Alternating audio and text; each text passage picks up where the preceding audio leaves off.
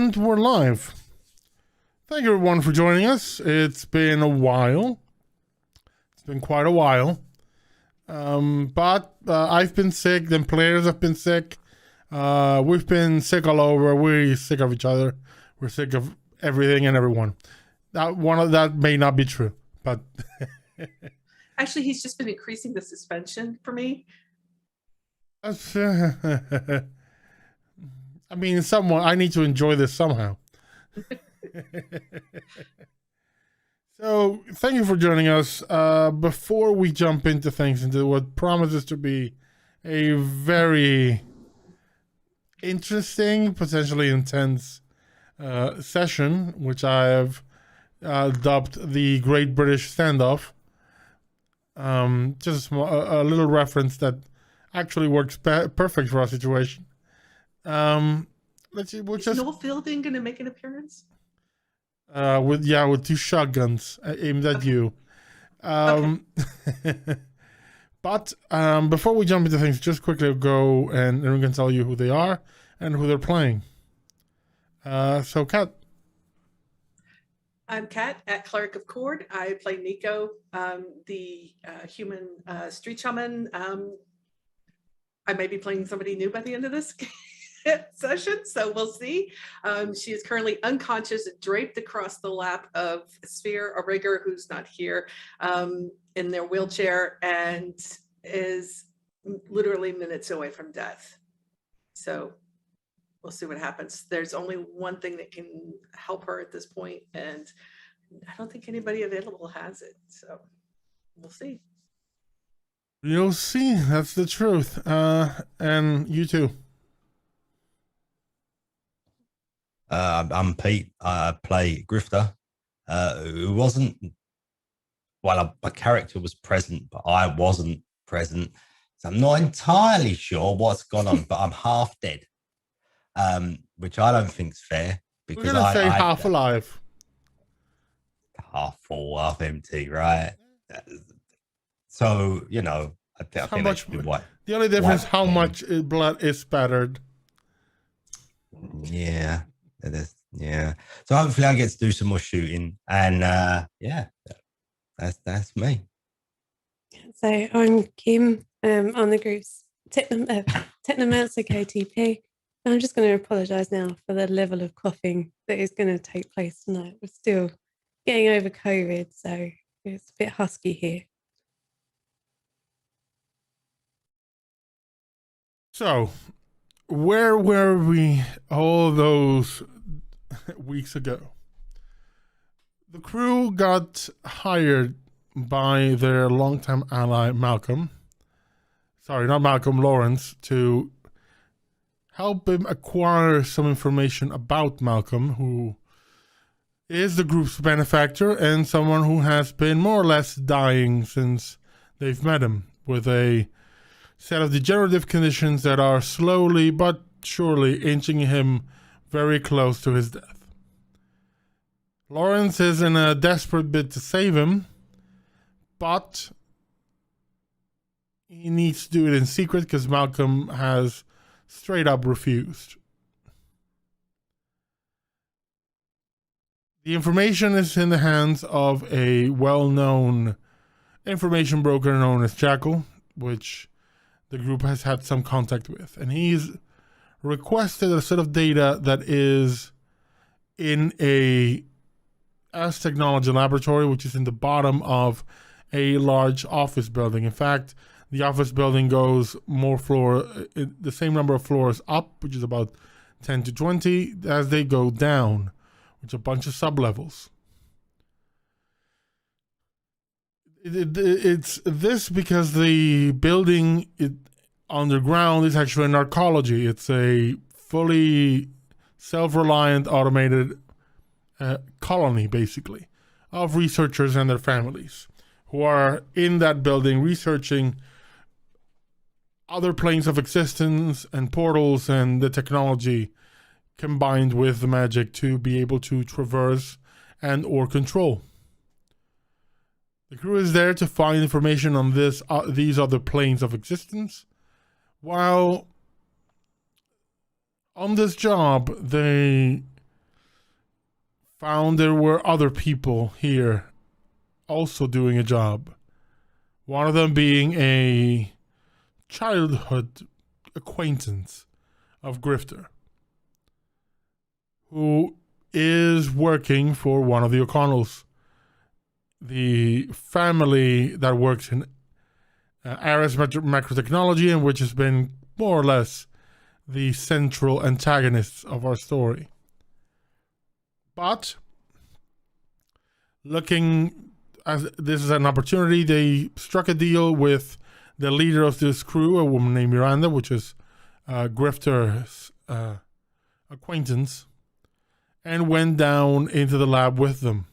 They are on a mission to look for the generation of energy sources and their research related to that.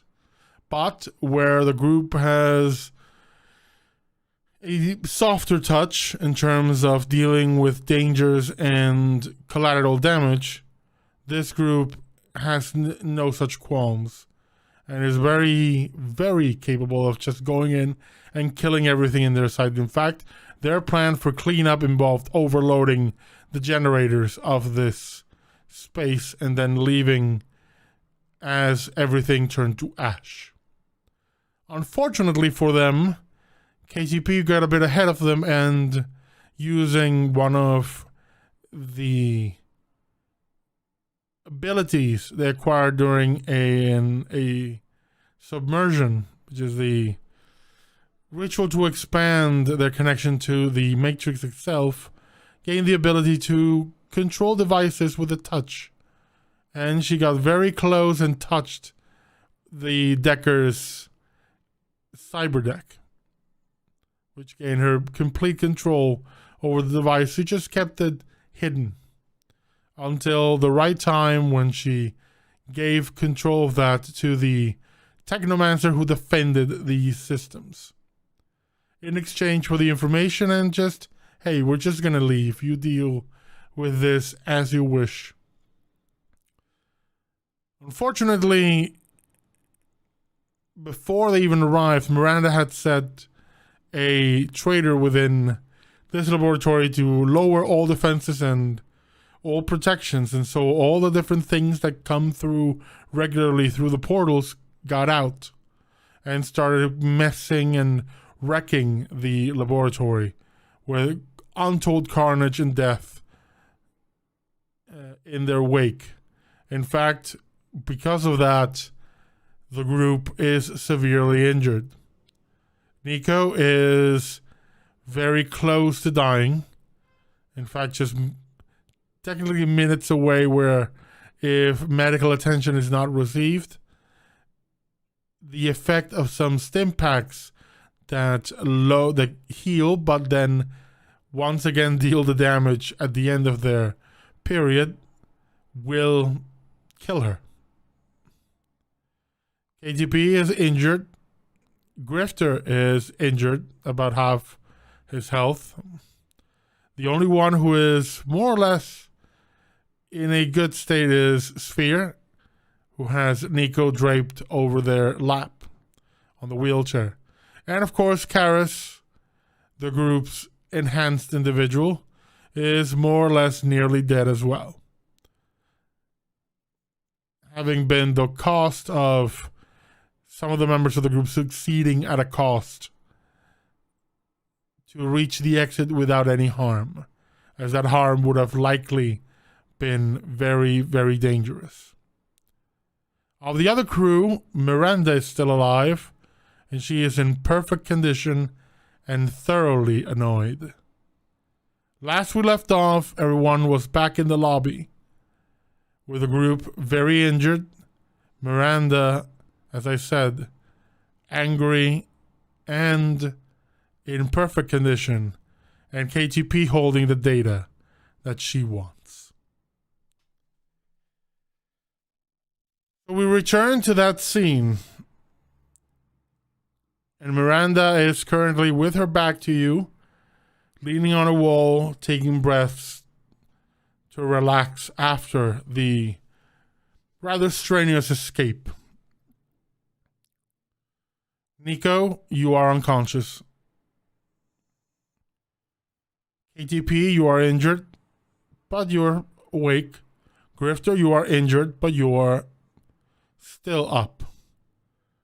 Sphere is sitting there on the chair with Nico draped over them, and Karas has just stepped out of the lift covered in blood. Most of it his. There is a uncomfortable silence stretching out before Miranda turns and goes, "Can someone explain what the fuck happened down there?"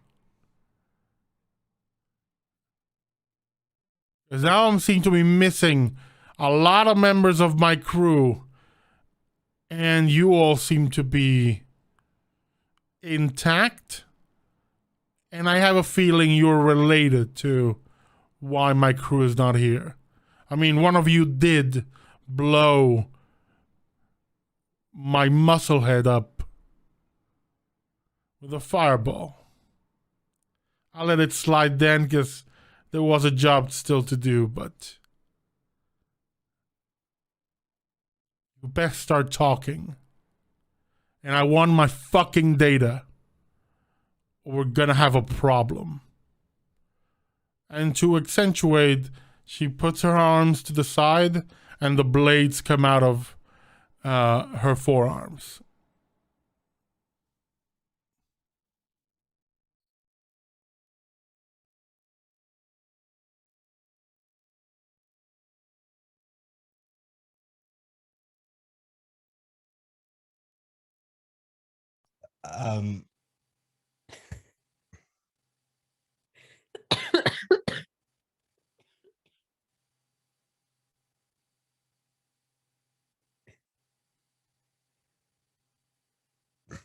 Yeah, I don't know where do you go with that, right?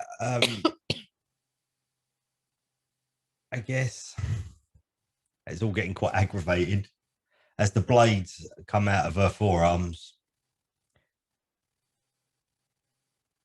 Grifter takes a step away from her, giving as much room between the two of them, and sort of raises his rifle up. I'm assuming I've still got the rifle. We haven't lost that. No, you haven't lost any of your weapons. Right. I'm gonna allow you to make an intuition and perception check. In fact, KTP can make this roll as well.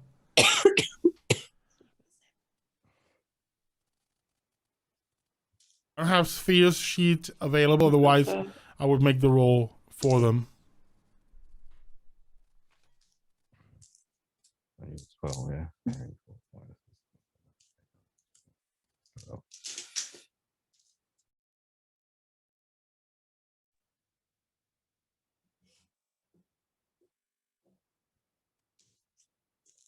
Right. I got 2 and KTP got 5.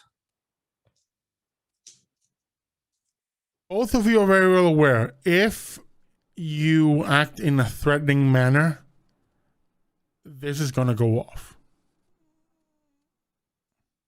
She is very much on the edge of any sort of rational behavior. If she senses she's in danger, this is going to be a fight.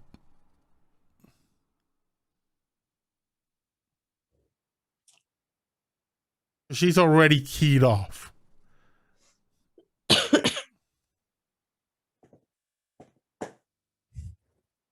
To wit, Grifter, if you raise your gun to her, this is gonna go off.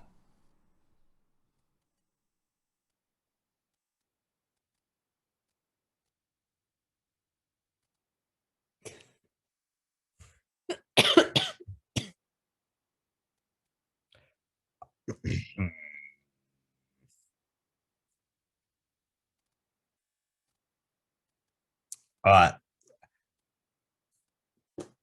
So I don't point the gun at her, but I am readying myself with the gun in case it does kick off. Because if she goes into a jumpy tailspin blade hell thing, I'm not going to have time to react. So I got to be in a ready stance. But I guess I would say I'm good at calming situations down, but kind of like everybody take a moment, like we're on the same side, everybody calm down, to sort of indicate that I'm not trying to aggravate the situation, but I'm, trying to defend myself. He hears you. He goes, evidence points to the fucking contrary. She reaches on her belt, unsnaps a small, almost like a phone, and just tosses it at you. Says, I want my data in there now.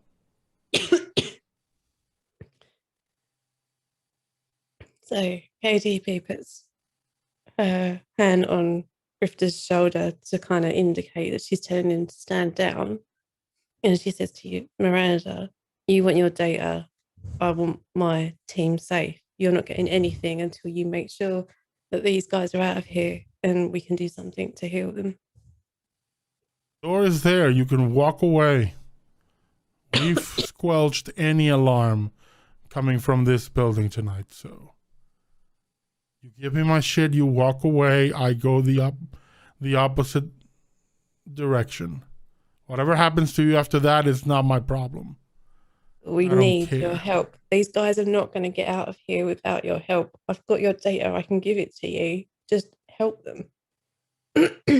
Make a charisma and influence roll, and this is going to be a difficulty 4 roll. 10, yeah. Because this is too much has gone on where please help us can easily get through to her. So let's see how powerful the puppy dog eyes are. 5. And I'm not joking. I can take a photo of that. Right. She grits her teeth and says, data first. I don't trust you.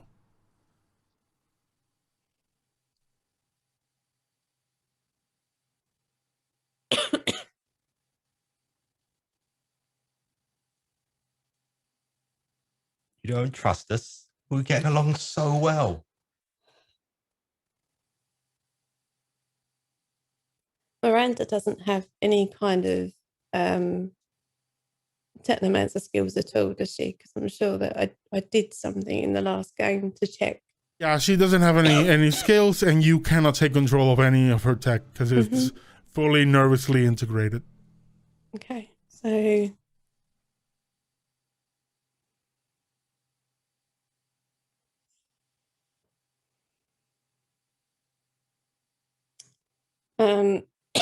excuse me, sorry. Okay, so KTP says to Miranda, like, fine, but while I'm dealing with your data, you need to start looking after them. And she takes the phone and she kind of makes like quite a sort of big deal, like puts on a bit of theatrics almost to try and prolong the process almost. I will have you make a charisma and con check because she may not have Technomancer skills, but she has worked with deckers and hackers in the past, so she would be able to tell if you don't make a good job. She will be able to tell that you are buying time, that you are stalling. You got a 3 on that one. Okay. She does start to make a move towards Nico, who seems to be the worst half of your crew at the moment, because Karas is standing somehow, even though he looks horrible. But I am going to tell you she's rolling 8 dice against this. Just a quick reminder, Nico has already received first aid. It cannot be healed by first aid again. It can either only be med kit or magic. Yeah, I know.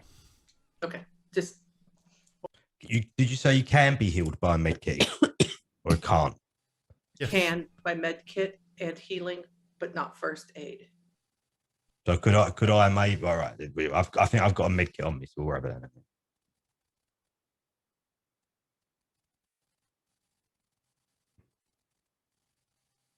You start making a big deal of this, trying to delay. She picks Nico up and immediately extends the blade and puts it to Nico's neck. Don't fuck with me. This is a simple data transfer. Shouldn't take more than a couple of seconds. My fucking data, or I give your, or you ding dong, the witch is dead. So then Grifter does put his gun up and goes, yeah, and ding dong, the witch is dead, and I will fuck you up. So everybody calm down and take a fucking step back. And tell your fucking technomancer to do the job and not try to fuck with me. So while this is going on, what KTP is doing is editing the file, and all she's going to do is just take like one word out of it, which changes the context of something, because she's aware of what the file contains and how much damage it can do. Okay, let's have you make a. I mean, you have the complex form editor, right? Sorry, let me just find it. Yeah, I do. Not even that. You have control of the file. You can do whatever the fuck you want with it. Yeah. That file is out of its server, out of any controlled environment. You can do whatever the hell you want with it. Yeah, no, all she wants to do is just make the tiniest change possible to change it, if that I makes will sense. still have you make a logic and cracking roll. Okay. To basically hide. Reroll, yeah. Let's say, to hide this change from any log, anything in the document. Because all of these documents, they're usually copy protected or have some form of change log to them because they're research material. Yeah. So it's more to see how difficult it would be for someone to realize that you've done some changes. We got 4 on that. Okay. Make a note of that. That's just, if someone checks, that's the difficulty they'll have to go for. I'll put 4 die over there, and then that way. That's just assuming they find something suspicious. Okay. With that, do you finish with the file? Yeah. You hand over the phone? Yeah. She takes the phone and starts checking, but first extends her arm, and her skin on the right forearm splits and parts, and almost gets them like sliding metallical sheets. And she inputs. There's a little panel underneath, and she inputs some commands. Says an ambulance on its way. It's not going to go to a major hospital. It's going to go to a back alley person of trust with enough skills to save your crew. And she starts checking the phone. I'm going to make a roll for her because she may be able to see any hanky stuff. Fortunately, she only has 6 dice for this. So, statistically speaking, it's not on her best.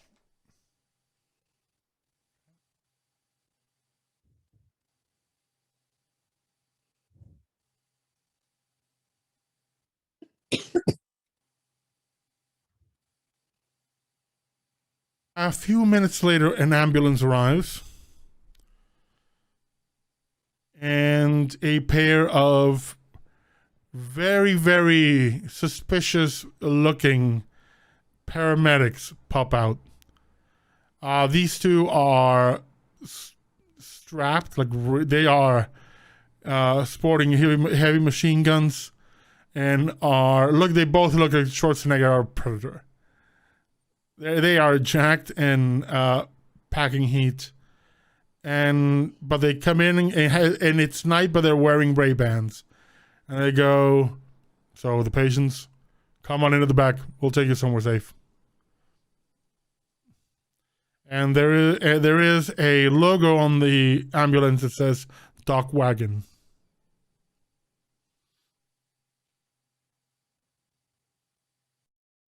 You put everyone in the back of this ambulance. And before you go, Grifter, Miranda steps very close, says, "The next time I see you, I'm taking your fucking head off."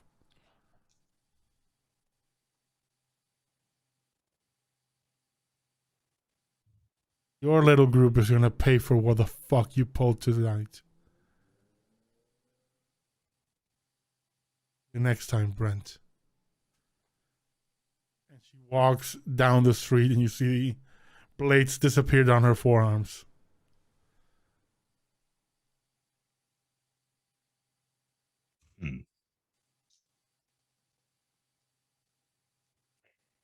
You are taken to an undisclosed location, but it's a very safe environment, and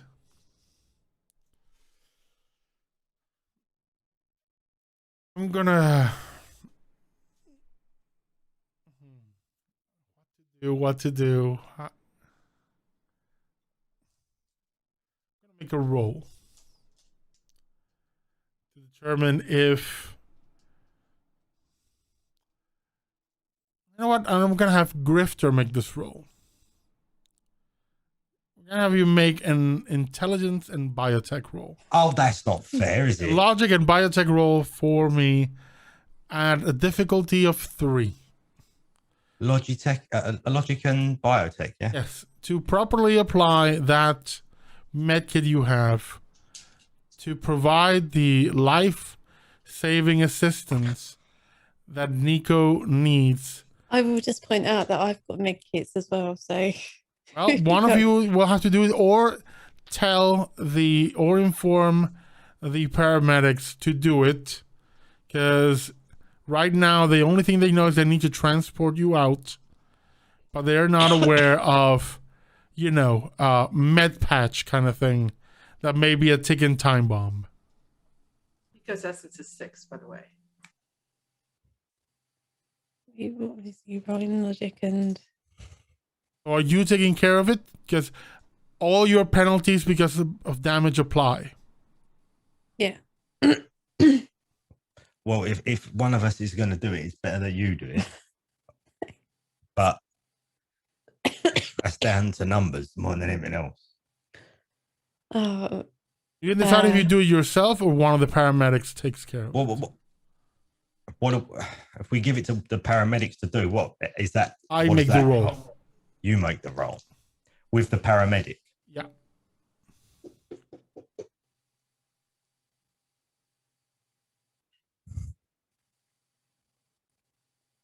Paramedic.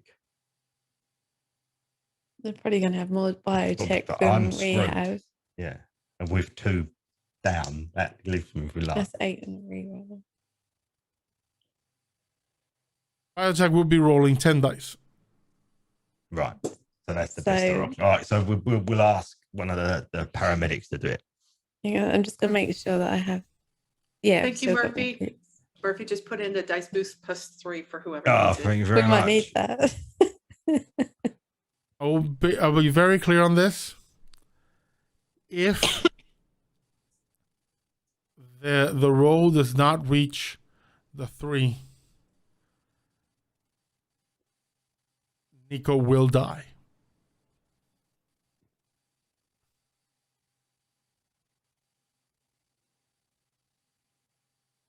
Rolling the first 5 dice.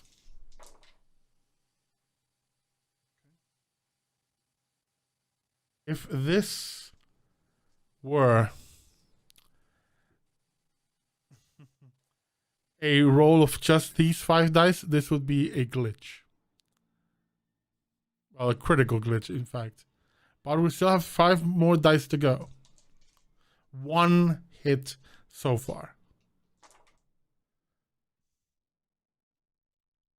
2 hits on the 10 dice. Is it still a critical glitch though? It's not a glitch anymore, Okay. but it is a failure. Okay. So at this moment, is there anything, any resource you have that you wish me to use?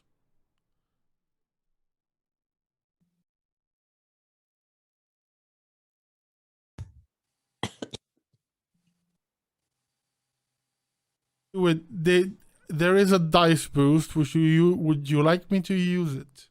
Yeah. Wow. If This that's dice boost, acceptable. we come to exactly 3 hits. And because the other dice came up to a 2. So there is enough to get one of them to a 5. And Nico lives to see another night.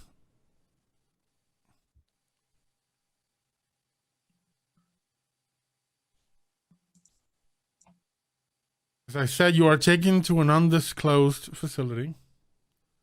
It is a duck wagon hospital. The entire place is fully staffed, and pretty much everyone and their uncle, even the janitor, is armed.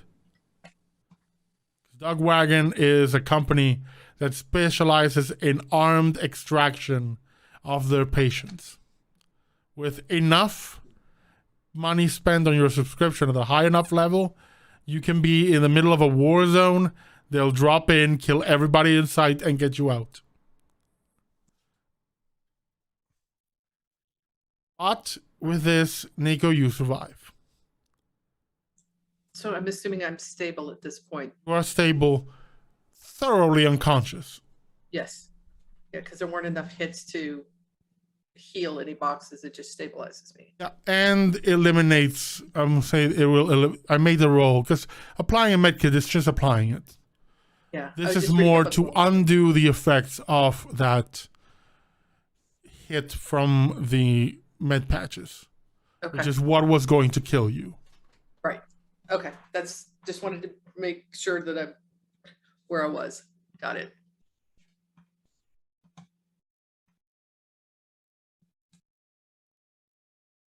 The next day comes and you're all awake. You have been told that, you're not paying customers. This was provided to you by a paying customer, but, as soon as you're ready to go, bug out. Or they can, you can stay, but they're going to start charging you. Harris has more or less recovered from some of the damage. He has a fast healing quality as well. And he rolled fairly high on his body rolls, which I have made separately. He still has a couple of days of recovery ahead of him. But for the most part, he's good. Nico, you have recovered from all your stun damage. Because that usually goes just with a normal bit of sleep. In this case, because you've been under retention. I'm still going to have you make your roll for recovering from the physical one. Same for all of you. I want to need to roll twice your body and tell me how much you recover in health from that roll.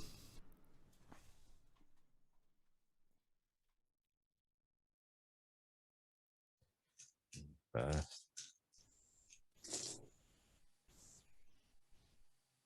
I'm sorry, twice body plus Just twice body. just twice body. Okay. So I got 4. Recover 4 of your boxes. Yeah, I mean, What's your body count?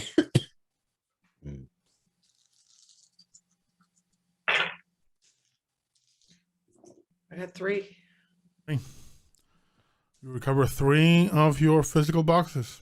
And Kim is also a 4. Cool. Oh, you're all well on the way to recovery. You are free to leave and provided basically a taxi that would leave you anywhere you want.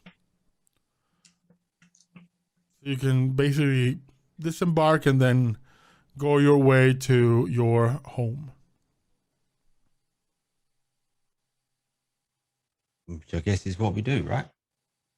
Yeah, but we probably don't want to be dropped off No, right we'll walk at around the home. complex. I mean, if you want them to just, drop me at the secret underground base over there. Yeah,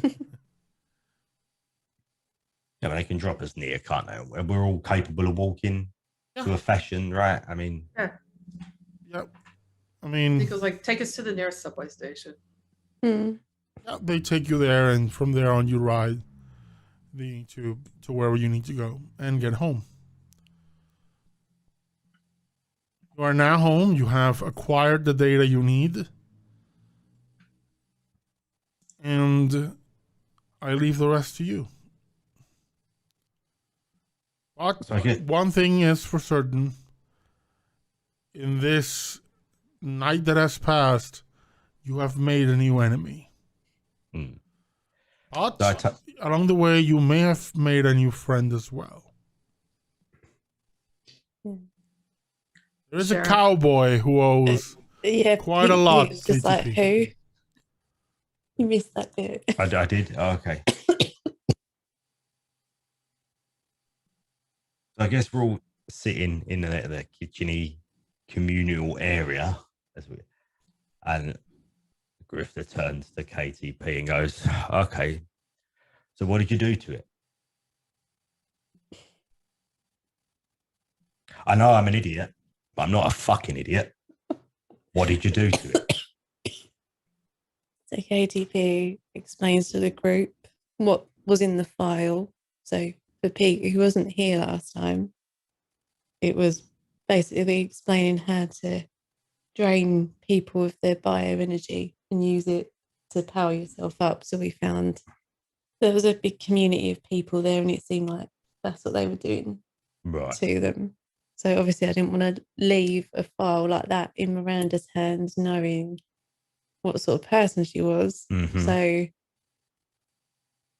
she explains that she just changed one small detail that changed the context of the file. Right. So when Miranda takes that to where she was supposed to take it, someone is going to notice pretty quick that it's no good. Well, if I hadn't, someone would quite soon be draining people of their energy. So what's the lesson of two evils? I'm just thinking of the fact that... And let's not forget that the whole reason why we got involved with Miranda was because you decided to put a note under her fucking door. You make one mistake and you pay and pay. Sphere chimes in, because I know this is something I know Diane would chime in on. I'm going to just say here, we all agreed on going by Grifter's plan. So kind of calling it out now just seems a bit, unfair. Exactly. But let's not dwell on that. Let's dwell on the fact that Miranda, anytime soon, is going to be gunning for us. Yeah, but I will just point out that Miranda will come and fuck you up whether I change that file or not. I don't think so. She stood there and said to you, the next time she sees you, she's going to cut your head off. And this is without her knowing that I changed the file. Yeah. So her issue was not anything to do with the file. She didn't know the file was changed. So her issue was more from the fact that she's fairly certain you all got her team killed. Which we did. Yes. Yeah, she's actually kind of right on that point. Mm-hmm. But if I hadn't have done what I did, then 7,000 innocent people would have died.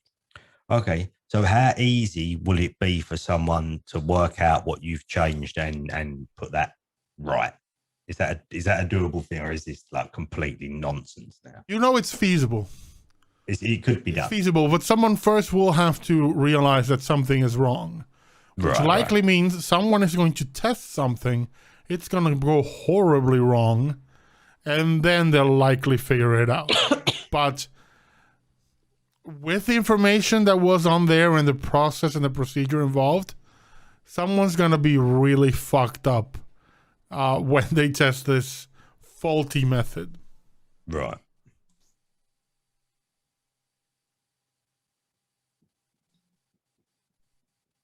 Nico's been sitting there quiet the whole time. And she's kind of, again, she's still pretty banged up. She just looks up and she goes, can we just get the fucking information to Jackal so that we can get Lawrence's information so that he can help Malcolm? Because you know what? That was the fucking point of all of this.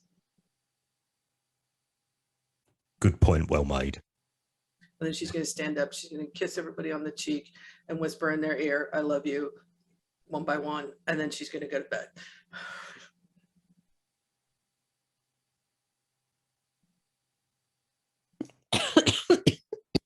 I guess one of us contacts the Jackal then. Off you go then. I will contact the Jackal then. You put the number to the contact, and on your like holographic display, the face of the assistant broker, this young lady appears as, my employer will provide the information in seconds. Could you please transmit the information you acquired? Loads it up and does the thing. They verify and says, thank you for your business. And a file that says Trent Rockwell is sent to you.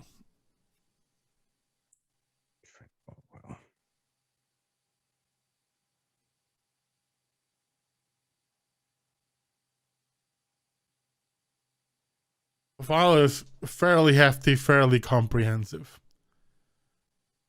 Are we allowed to flick through this shiz, or is this something we're keeping well out? That depends on you. I have no control over what you do with the file. In fact, the only people who know that you have this file are you and Jackal. And we're supposed to provide this to Lawrence.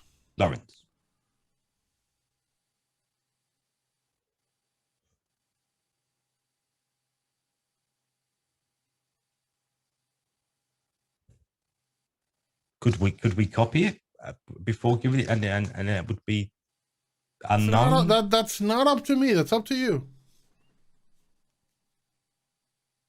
Are you asking KTP? Yeah, like, is that something that could be done? Or would Lawrence immediately go, this has been copied? Hang on. You're having a go at me for changing a word in a file, and now you're asking me if you can copy a file. I ain't changing, no. I think KTP sort of laughs incredulously, like sometimes you can't believe how kind of dense Grifter is.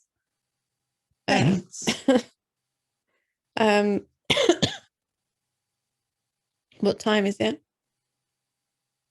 You left the building late night. You were in the hospital until the morning. So, but let's say it's about noon. Right.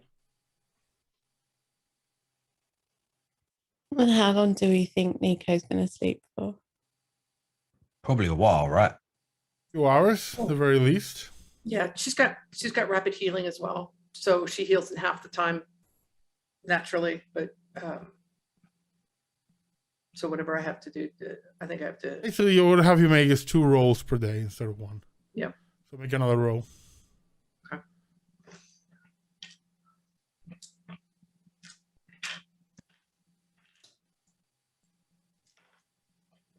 Okay, so we're not going to copy it then.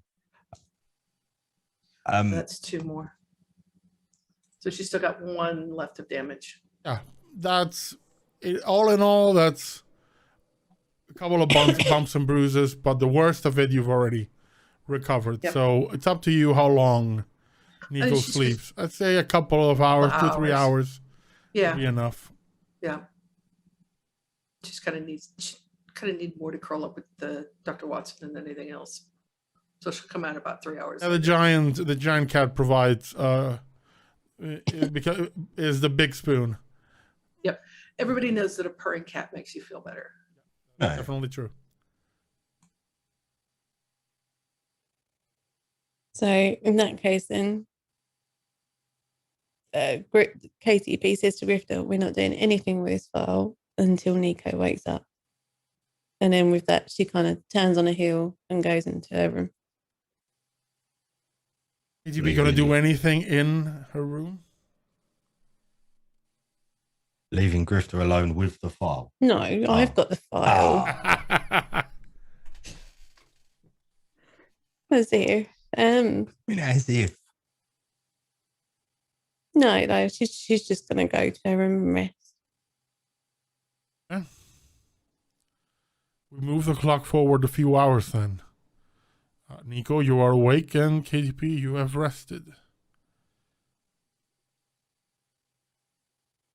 I guess we'd probably all end up finding our way to the communal area then. So KTP makes coffee.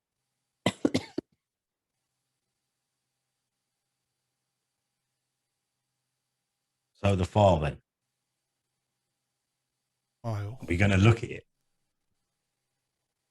So KTP looks at Grifter and rolls her eyes. And then I'm assuming Nico's sitting at the table. Yeah. So she picks up 2 cups of coffee, sits down next to Nico and sort of pushes one towards her and says, like, drink. Yeah. And then he goes, yeah, just like, so we got the information at Jackal. We got the information from Jackal that Lawrence needs, right? That's this file. And she points to the. So then KTP says, so this is a file on Trent Rockwell, Malcolm's previous identity. Lawrence. No, it's No, Malcolm. Trent. Malcolm's. Yeah, it's Malcolm's. I said, Grifter over here thinks it'd be a great idea if we copy it before giving it to Lawrence. Now, bearing in mind everything that's happened in the past and our agreement to be honest with each other from now on, nothing's been done. I've not touched it. So right now, we need to make a decision about what we do with this file. Nico looks at Grifter, goes, how many secrets do you still have about your past? None. Is there a way to do an insight check on that? You know what? Don't even need to do that. Nico just looks at me. She goes, bullshit. You look. You want to keep those? That's fine. I got my own. Mine just happen to, a lot of them just happen to follow me here. But you kept those. They're yours. Until they impact the rest of us, I don't give a shit.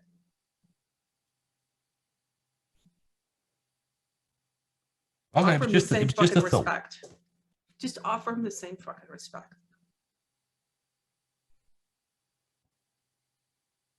So with that, KTP does whatever she needs to do to send the file to Nico. So Nico can get in touch with Lawrence. I wanted to ask a question. Do you all look at the contents of the file? Well, Grifter hasn't actually had access to it, so he can't, can he? And KTP would do whatever Nico wished in this situation. If it's given to Nico to do, or do you send her a copy, or do you send her the file? Yeah, the file. She transmits it to Lawrence and says, do what you need to do. Love you. And then once it's transmitted, she deletes it off of her system. Make one roll. Okay. This roll is gonna be at a difficulty of 4. Difficulty. How many? 4. 4. Okay. I'm gonna make this roll with 13 dice to see if Malcolm intercepts this. Oh, Because Oh. for all what you don't know is that Lawrence has been very desperate and not exactly been keeping himself, above suspicion. Including monitoring his private communications with Nika. There are things. Let's say there have been signs that have made someone as careful as Malcolm. Yep. Make sure they are taking a closer look. Roll now.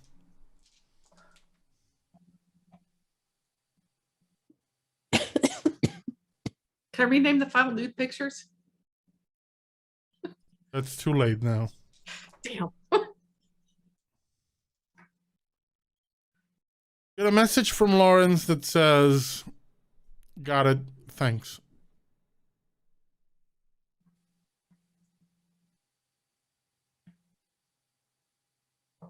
Anything else you all wish to do? You have acquired this file. You have now deleted it. Though I will point out that a Technomancer of KTP skill can easily undo that deletion. Yeah, and Nico made it obvious. She was holding up whatever device she uses. She was holding it up so KTP and Grifter could see how she deleted it, that she deleted it. Just pointing that out. Yep. And I think Nico's aware of that. KTV is not doing anything right now. Is there anything you all wish to do? Or do we move the clock forward?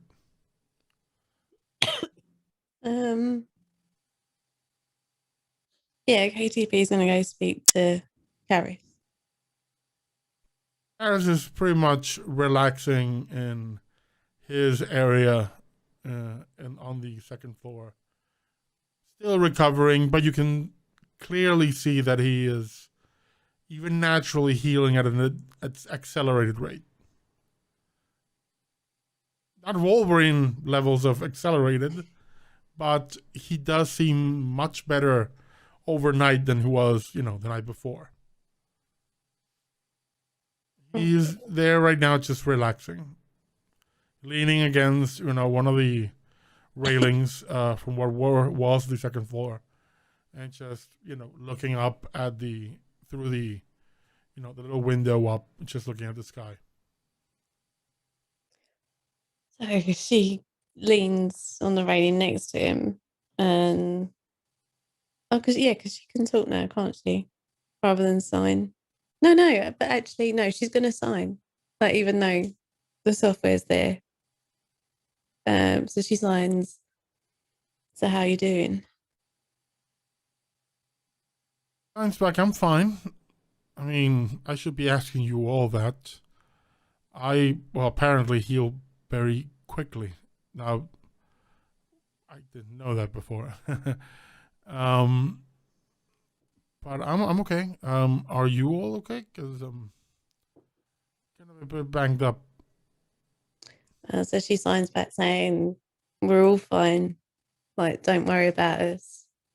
But we might not have got off so lightly if you hadn't been there." Not, but doesn't say anything. Okay, so then she signs, like she kind of leaves it a pause and then smiles at him and signs again, saying, "So how does it feel to be part of the team?"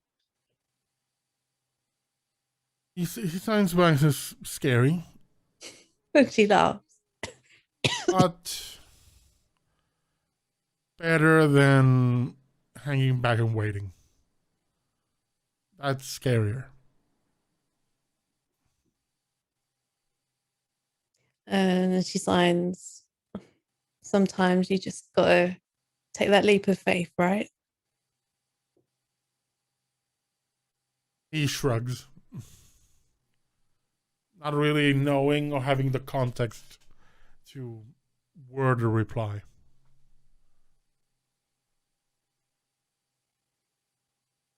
Okay, so she signs again saying like, but you're sure you're okay, you're feeling well.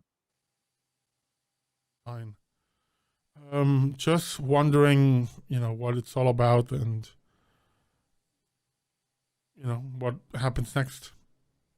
Okay, so she carries on signing and explains to Caris about kind of what she found about the people in the building, the bioenergy and the sheriff and Miranda's threat. Kind of thing, like filling him in on all the details that he probably didn't catch while they were in the situation. Yes.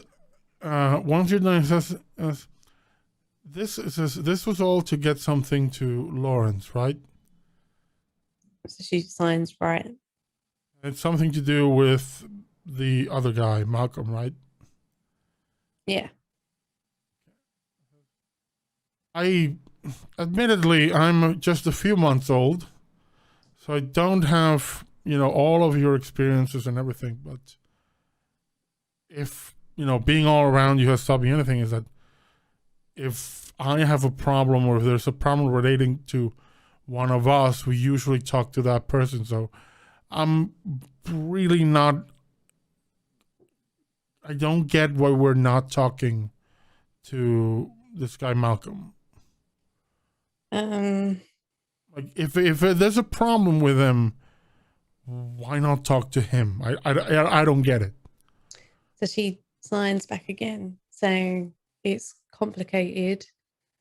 I tried to find a way to get in touch with Malcolm, but all I ended up doing was hurting Nico. He looks at you like what you just said doesn't make sense. Like, I don't get it. He literally just shakes his head and shrugs like, what? So she signs like, I don't get it either, and then laughs. He shrugs. Again, she shakes his head. Says, there are things I just go over my head. And so she signs back saying, well, if there's things you want to learn, we're glad to have you with us and we'll teach you.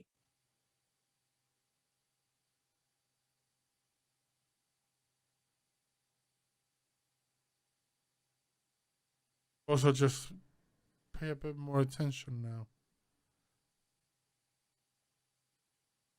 Sorry, Kevin, say that again. He says, I suppose I'll pay a bit more attention now. So she says, you haven't got to do anything differently. Just keep being you. He nods, then leans back and just looks up again. And just almost like absent-mindedly signs, I miss Harley.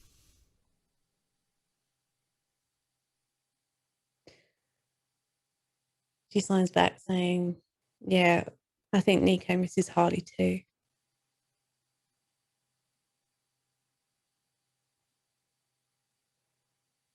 And then she signs again saying, maybe we need to do something about that, right?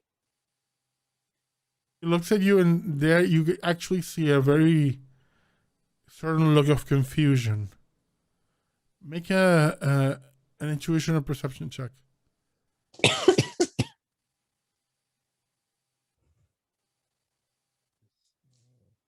12, yeah.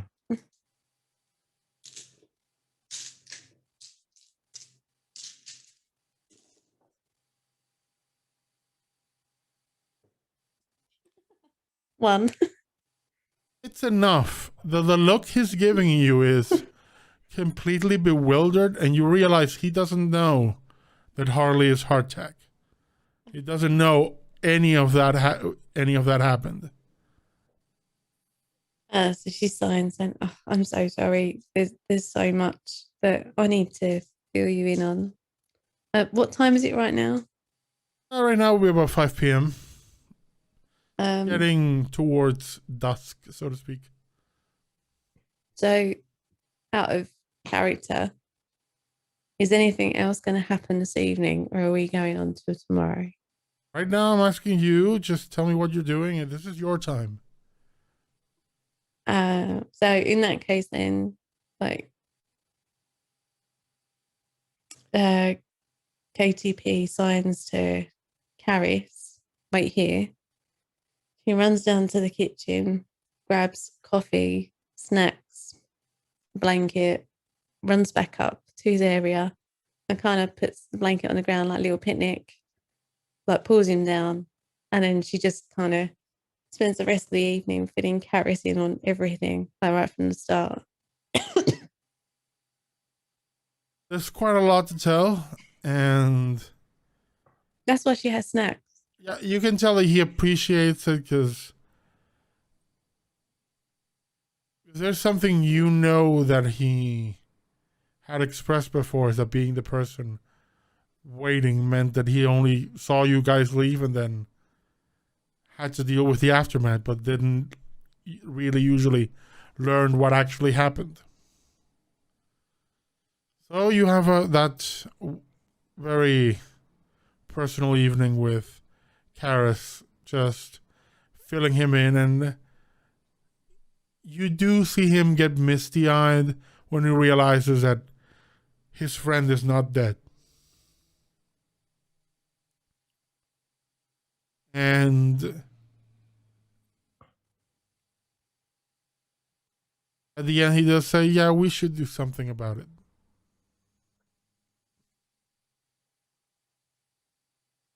Nico, what's going on from your end? Nico, after she sent the file and then KTP goes off.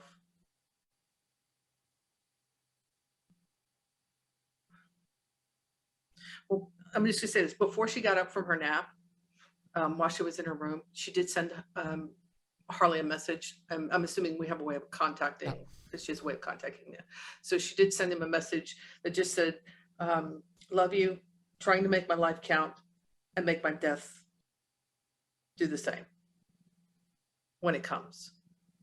Don't get a reply, because usually the messages from him get back very sporadically. Yeah, because he does have to keep a very low profile. Yeah, she's not expecting anything back from him. Because I think Nico, I'm pretty sure Nico knew she almost died. Oh, you're well aware. Yeah. So, you know, she's changing. I don't want to say she's changing a few things, but she realized that there are people in her life that deserve to know where they are in her life. So she did that. And when she comes out and does the file, and KTP leaves, and I think she's sitting there looking at Grifter.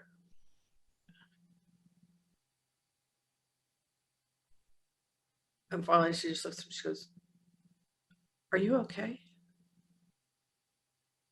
No bullshit. Are you okay?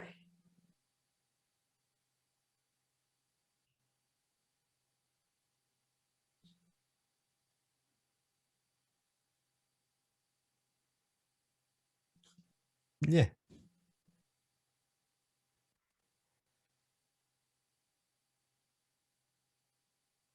Are you sure?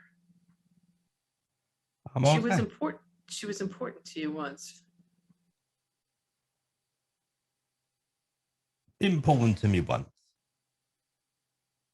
That's hard.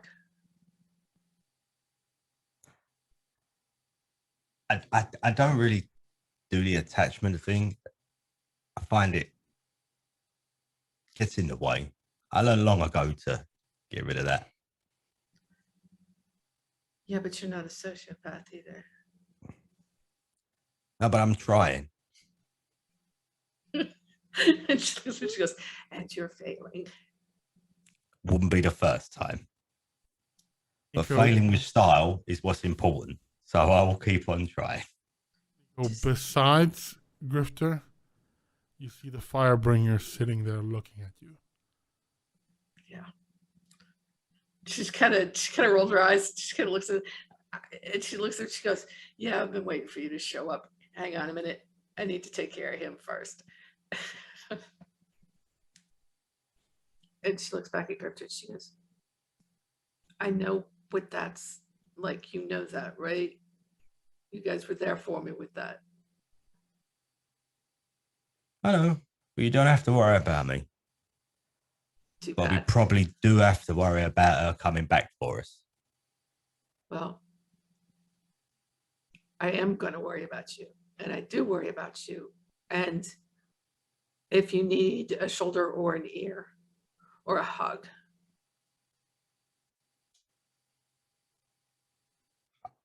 I know where to come.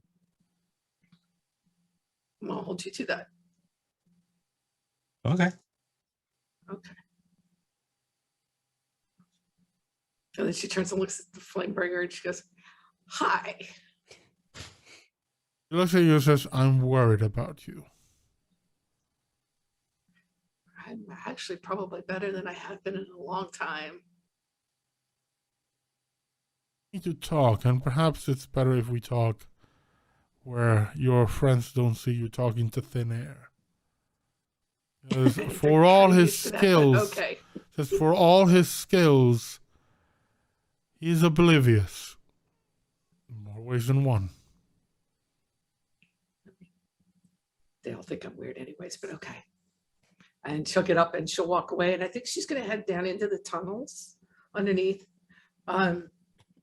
Just because that's away from everything else.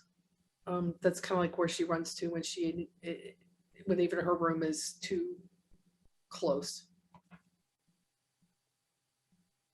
He looks at you once you're in this and says, "A favor was asked. You have delivered." Yeah.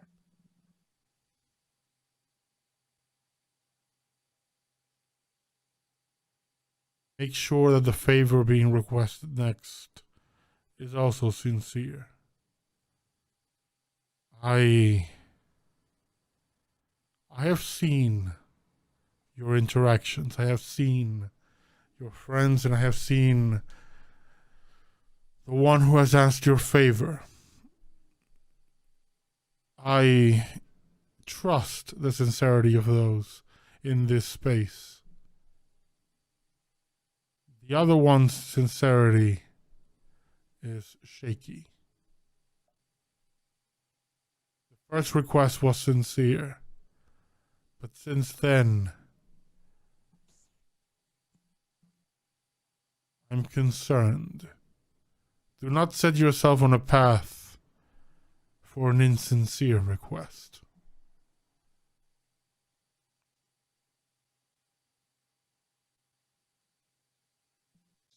And if I can't trust these people to make a sincere request, what am I supposed to do? Always That's- do.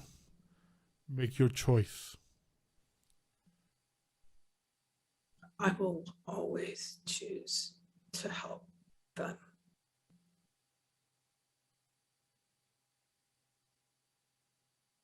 Sometimes there are those who need to be helped against themselves. And is that my call to make? It is your opportunity, one that that only you have as a mortal, as a human, as a person.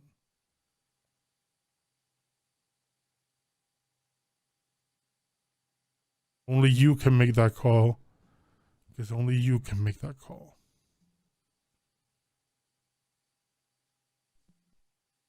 Sincerity must be rewarded, but if you sense less than, don't commit.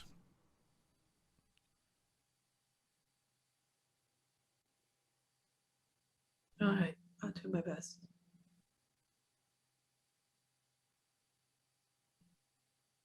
As for your group, they are sincere. But he isn't anymore. The first request was sincere. Everything after that, there is arrogance there. Pride, even.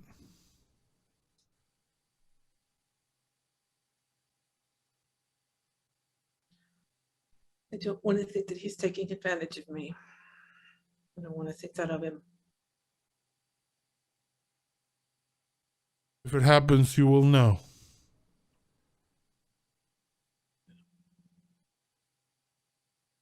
When it happens, or if it happens, it will be up to you how to respond. But know that I will never expect you to commit to a request that is not sincere. Nor should you ever respond to demands of expectation. My own or others. Others.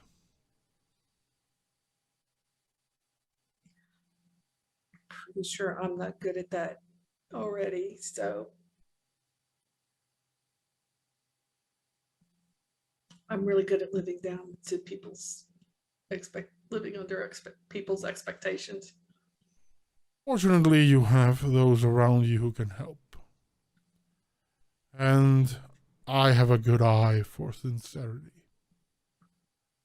So if the request is not sincere, I'll let you know. That I appreciate. And I will consult you.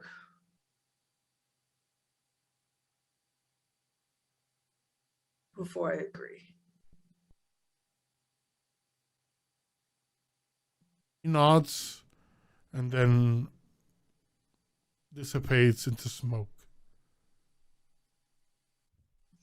And I think that's when it all hits her. And she's just sitting on the curb there. There's the walk, and then there's the rails and the dip. And I think she just sits there. And that's when she cries. She hasn't cried up to this point. And I think that's when that all hits her. You can, if you want to, that is up to you. If you wish to make an intuition and perception check. Okay. Perception and intuition. Maybe this moment when Nico is so opened up to everything around her, has just had this conversation. Maybe she can see something. See through something.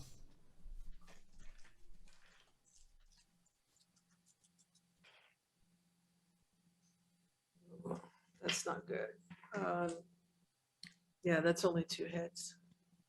It's the only, you don't get any, anything super deep. But you do get just remember, like, because of the words of your guardian spirit, you do remember that last very strenuous conversation with Lawrence, where he pretty much stated that he had to do it no matter what Malcolm said. Mm-hmm. You remember that tone of his, that tone of, I have to do it, I have to do it no matter what Malcolm says. And at the time, you figured it was worry. But look, in hindsight, you can now sense there is arrogance there.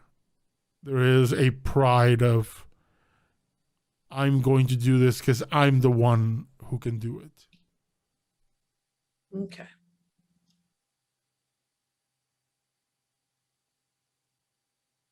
Okay. You get the feeling that that's where your guardian is concerned. So because she's got that, she has an ability of vocal control where if she hears something, she can mimic it. So she recalls that. That's locked in her brain now, of how Lawrence sounded when he was saying that. And that's going to be a cue for her that will trigger if he speaks in that tone again. If she hears that again, that's there. She'll trigger that to note that he may be speaking insincerely, that his request is coming from his own pride as opposed to his need to truly help Malcolm.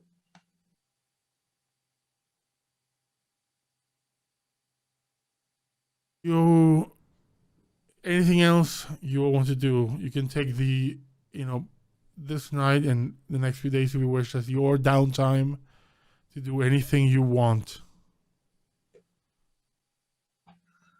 Try to see what I've got on my downtime list. Hang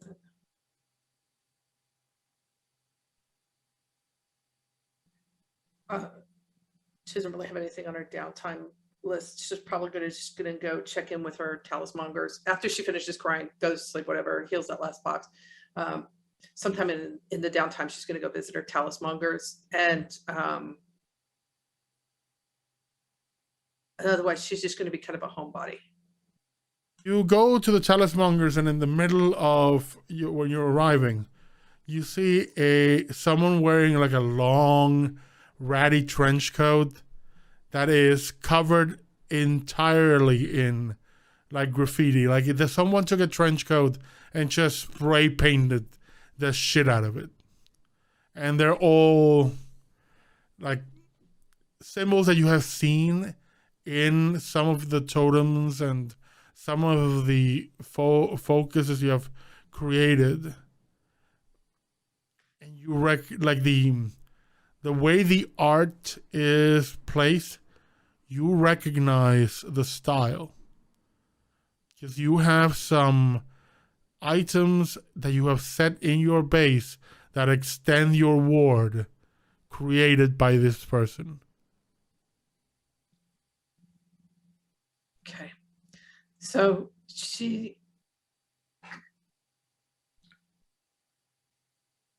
they disappeared for, excuse me, they disappeared for a reason. They were in hiding. Yeah. So I think she clocks that. As you're approaching, you hear him say, nah. The next wards are here. The next wards are here, manan. I'm back in town. No worries.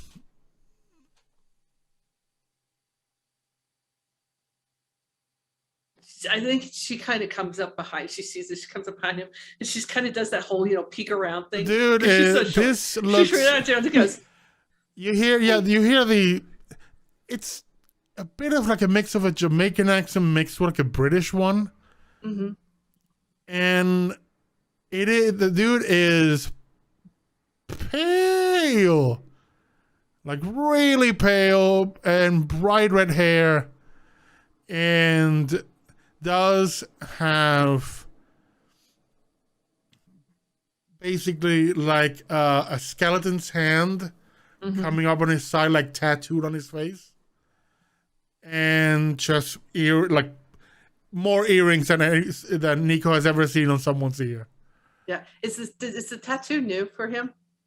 You have never met him, so you don't know. Oh, this isn't the.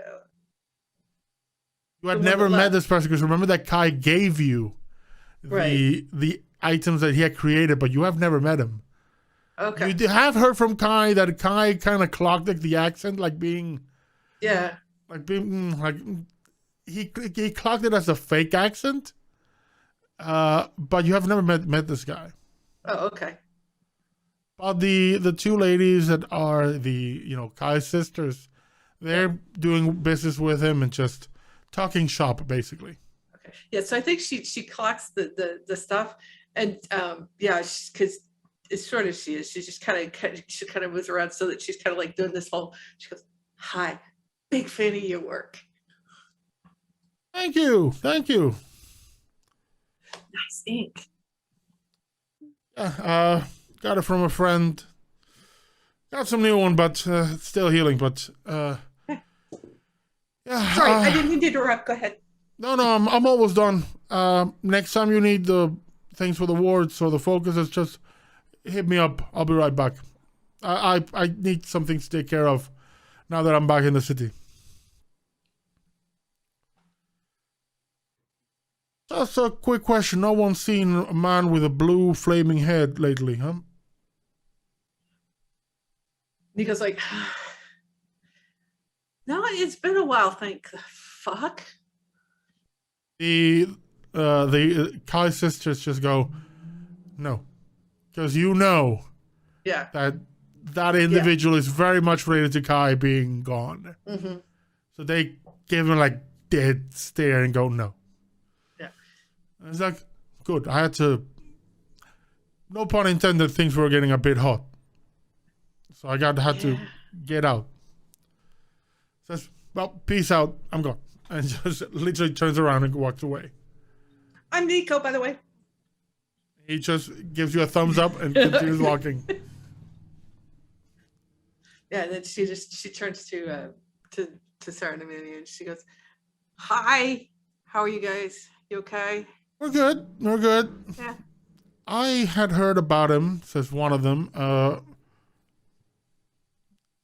an interesting meet. Very, very talented individual. Yeah. Big fan of his work. I'm a big fan of his work. As a matter of fact, I picked up some of his stuff. So Kai gave you some of it, sold you some of that stuff. What did you get? Do you need some more? No, actually, I'm pretty good there. Did some got some good use, getting some good use out of it. That's all cool. Now I just came to see what was new. If there's anything going on, might be in the market for some spells here in a little bit. Anything you need, we're at your disposal. All right, yeah.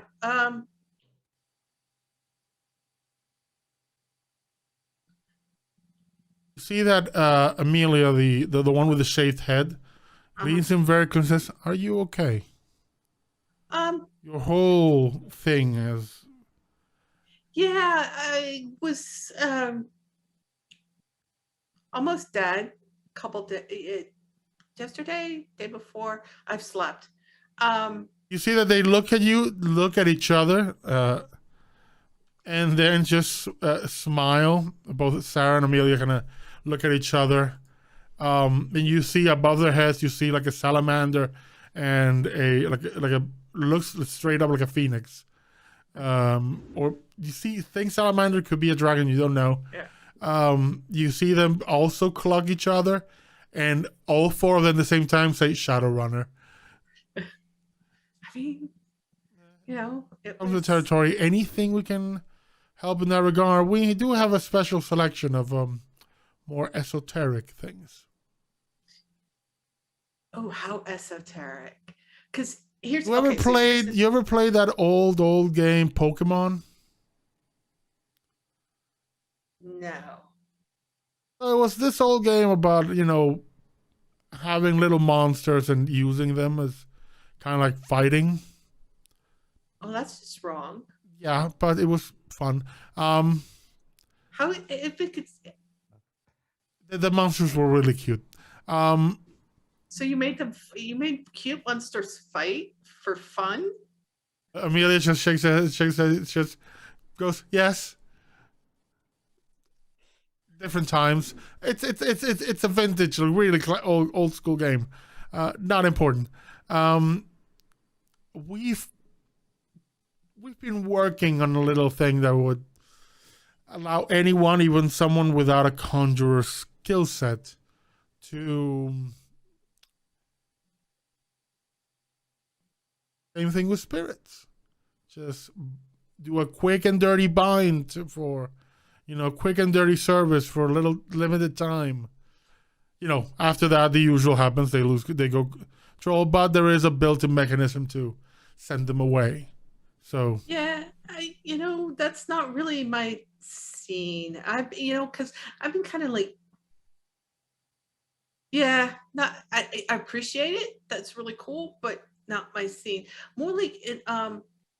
What I'm really going to need to do is I'm kind of working on my own enchanting stuff. I need to, I want to get.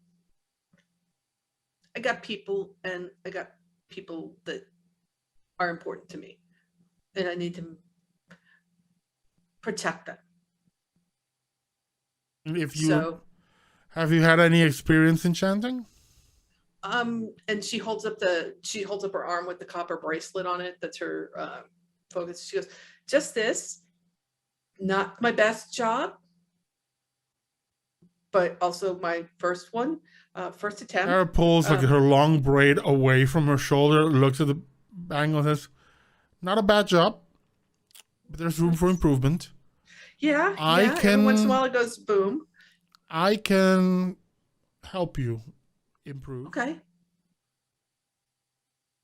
You have two choices. You can pay the usual way or pay the Shadowrunner way." Oh no. And it is your area. And she's just thinking to herself, I just finished having this talk with him, and now, oh. This is not a, they says, "You're with a Firebringer. We are not making a request. This is a business transaction. You're free to pay for this with money or with a service instead."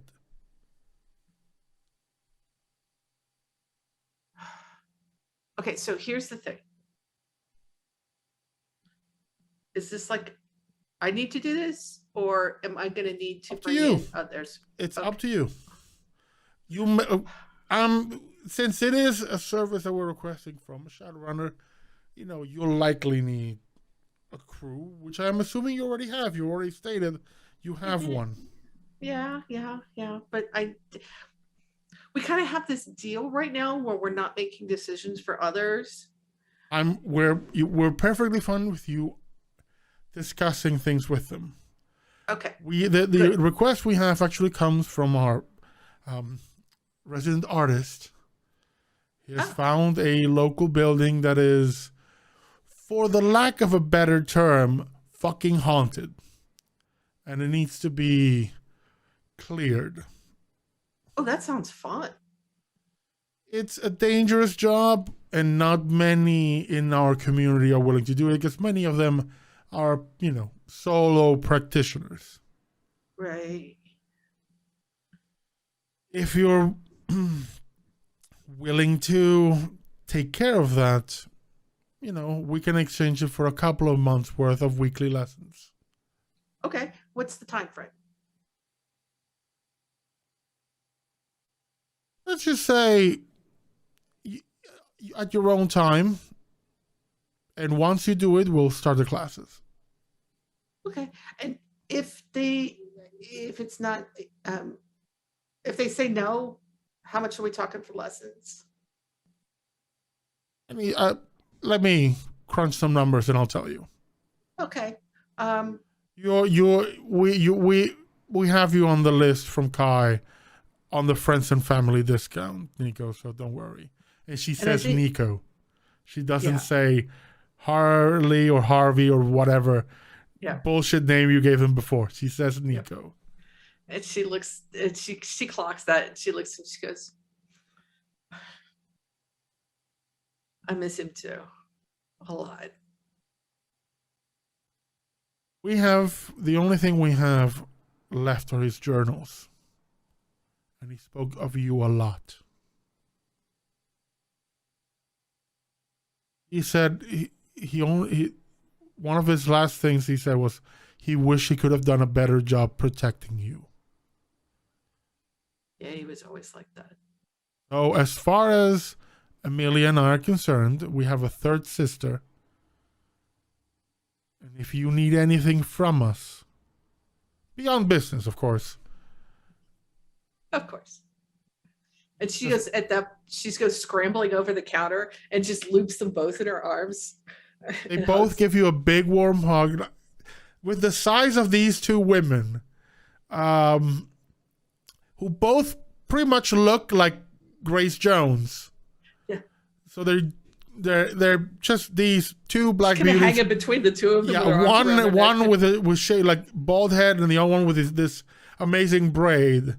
Yeah, you're pretty much hanging from them, and they just tell you, anyone harms you, we'll make sure to curse them so badly they'll be shitting open umbrellas. Oh, okay. And then she looks, and I think she goes, do you guys want to get some tea? I think that would be lovely. Okay. And once they get someplace where they can have some tea together, kind of privately, Nico is, because Kai was part of the group that raised her, right? She's going to sit them down, and she's The going only to tell- person of that group that did not meet a grisly demise at the hands of Vic was Kai. Though you're Right. fairly certain that it would have happened eventually. And that's, she's going to sit them down and she's going to tell them that story about the group, about the gang, and Vic, and what happened and what he did, and about the kids, and how that got her to this new family in a way that, you know, and there's a lot of stuff that she leaves out. And she's going to say, you know, the only one that's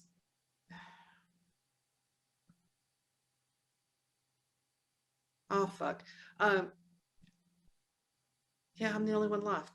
So, you know, but he's gone. So that's good. They just look at you and says, if you say it's good, then it's good. It's good. Yeah.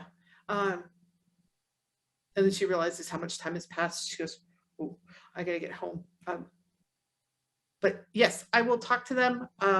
And it sounds like fun. I've done a couple in my time. They can get intense. But fortunately, spirit manifestations can still be shot. That helps a lot. Because there's this, what he is so into the pew pew, it's not even funny. Yeah, we know we've met our fair share of, what's the term? And then it goes street samurai. That, yeah. We've met a few in our time, yeah. They're all gunheads. Or sword maniacs. One of the two. It's Yeah. always one of the two. Yep. And then you remember Miranda. Right. Yeah. There's the other end. Yeah. Okay. Cool. You guys are the best.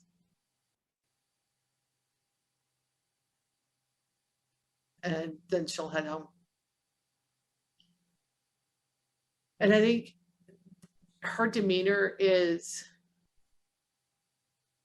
lighter than it has been in a while. Kind of like a lot of that. You feel an arm around your shoulder. And you hear a voice in your ear says, that is sincerity. And the presence disappears. And now she's just flat out grinning. And I think because Nico is Nico, she's actually skipping as she's going down the street for a little bit. And then she's kind of like, oh, wait a minute. And she heads home. I think this is a perfect place for us to take our 10-minute break. So everybody go, stretch, get a drink, and be back in 10 minutes with the rest of our story. Things are coming up. And we're back. Yeah, there we go. For a moment, I got lost. I'm a bit tired. It's been a long ass day. So Nico returns from that trip, KTP, is there anything you wish to do with your free time? I'm good. And Grifter, anything else with your free time? Can I just have a look at my thing? How much Thing. money have I got? Can I call up my arms dealer, please? Yeah, of course. So yeah, make a call. So say, hey, Grifter. So, So hey, what? I'm gonna guess you need something. I always need something. You can never have too much stuff, right? Okay, what are you in the market for? I am looking for remote control, or internet control, whatever would be the thing in this time. I mean, we can go old school, radio. Yeah, That might cost a bit more because it's with vintage. modern technology untracked. Because I figure if we go old school, we're less people of our technological. I mean, sure, your average technomancer or your decker might not be able to do much Right, with exactly. something not Wi-Fi enabled, but that shit can be jammed just as easily. In fact, give someone a comm and they can fuck you up. Everything's got its weakness. Just saying. Oh, well, we'll go for modern then. Modern, like a comms, a Yeah, remote. you can secure things. Well, if you have someone of that disposition, someone with a cyber deck or anything, they can make sure. Also, as long as you keep the tech offline until you need it. Yeah. Okay, so I'm looking for a hydraulic arm that can take a very large caliber weapon. So I could, like a turret that I could control it from elsewhere. Right. Sorry, when you said arm, I thought you meant cyberware. No. You want a. Wow. So you want a gun, essentially a turret that you can control. Yeah. I've got the weapons I've got, but what I want is a turret type thing, as compact as possible. Hey, it's something you're gonna carry with you, or No. It will be mounted, ideally. oh, we're gonna guess a car or something. Yeah. Okay, let me make some calls. I'll get back to you. Okay. No, there's no immediate rush. This, but, I'll be honest with you. This is not exactly what falls under street level. No, but maybe even if you could put me in touch with an engineer that might be able to, draw something up. Let me see what I can do. I may be able to find something for you already in the military level. It's just gonna cost, but that's always the thing. Yeah. So let me just check it out and I'll let you know. Okay. Nice one. You tell me the stats of this informant, of this contact of yours. I have a loyalty of 4 and a connection of 4. The connection of 4, he will be able to have minimum level to start probing those things. Okay. After which, when we get there, I'll have you make a roll for him. Mm-hmm. Just to see how well those contacts of his own obtain things for you, and we'll decide the price based on that. Okay. But let's just say it's something that's going to take a bit of time. Yeah. I figured that would be that's why I thought I'd get the ball rolling in this quiet moment.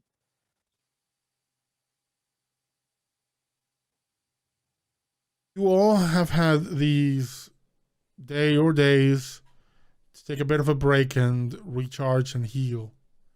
And in case of Karis, be caught up. On the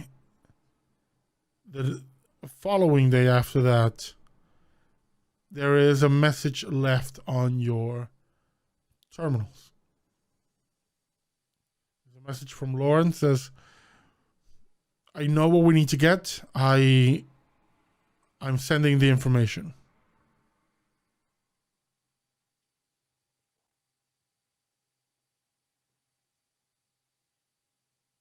And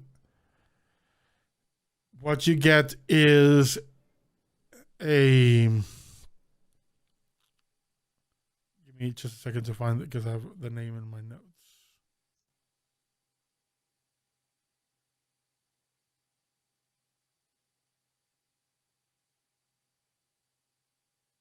Is you find the address for a lab outside of London, around where pretty much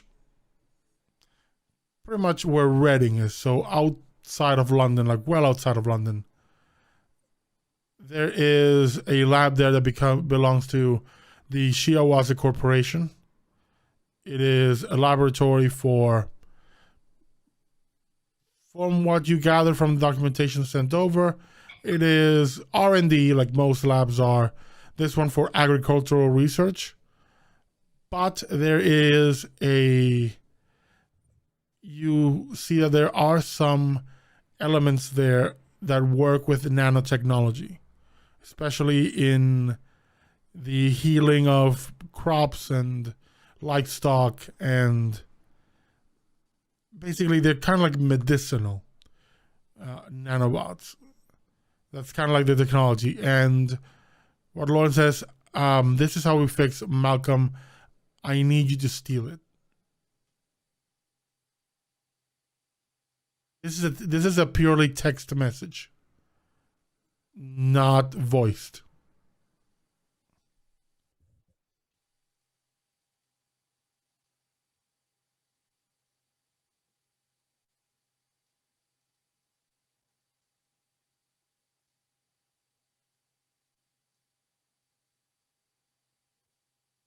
So we've all seen this independently of each other.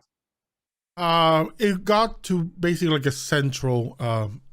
You do have a central system, so it kind of arrived there. So it will be available to all of you, but likely the first person to clock it would be KTB.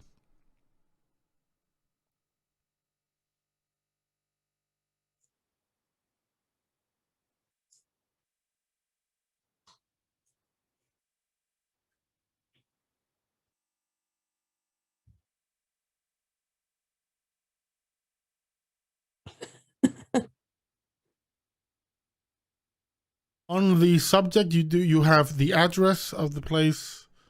You have some very basic like floor plans from what is being sent over. Zero information on what the place looks like on the inside in terms of security, how difficult it will be to acquire it. None of that. There is a rather urgent tone in the messaging. A lot of exclamation marks, some upper, full caps sentences. But yeah, that's the message you get from Lawrence. As soon as Nico clocks it, she goes to KTP and just kind of hops up, crosses her, sits down on whatever flat surface is close by, crosses her legs. She goes, "We need to find out if this is what Malcolm really wants."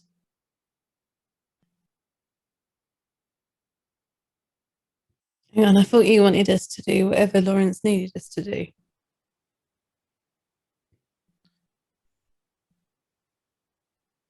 Let's just say I've had some new insights and I'm not comfortable going further until we've talked to Malcolm.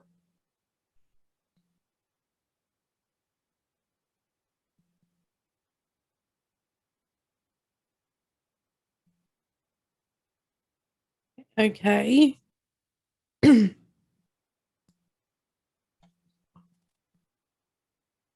the record, it is very clear to you from the message that it's very, it's a message that is clearly meant to pressure, but it's also a desperate message.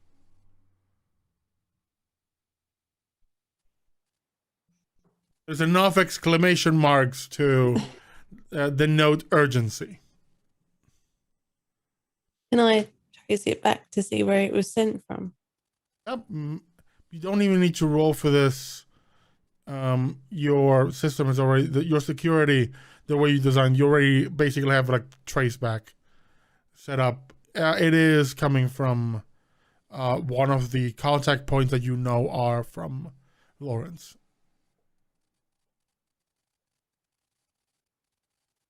Grifter walks in, being late for everything. What are you doing? You've not seen the message.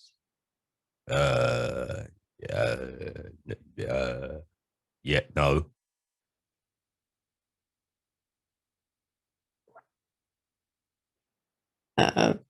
So yeah, KTP just ignores him and goes back to Nico and says, "Why the sudden change? What's happened?" As you ask this, I will maybe tell you, Clock, that Karis is reading the message and he's frowning. So Nico just kind of sighs and she's like, okay, first off, Grifter. And she pulls up the message and holds it up in front of his face so he can read it. Okay, thanks. All right. Looks like we're doing over another lab then. Not yet. And then What now? And then she sends a message for Karis and Sphere to join them. Because Karis is already there. Okay. Karis is reading the message like over KTP's shoulder, and he's frowning at it. Yep. And so she calls Sphere in because she's like. Sphere rolls in with a wheelchair and goes, "Yeah, what's up?"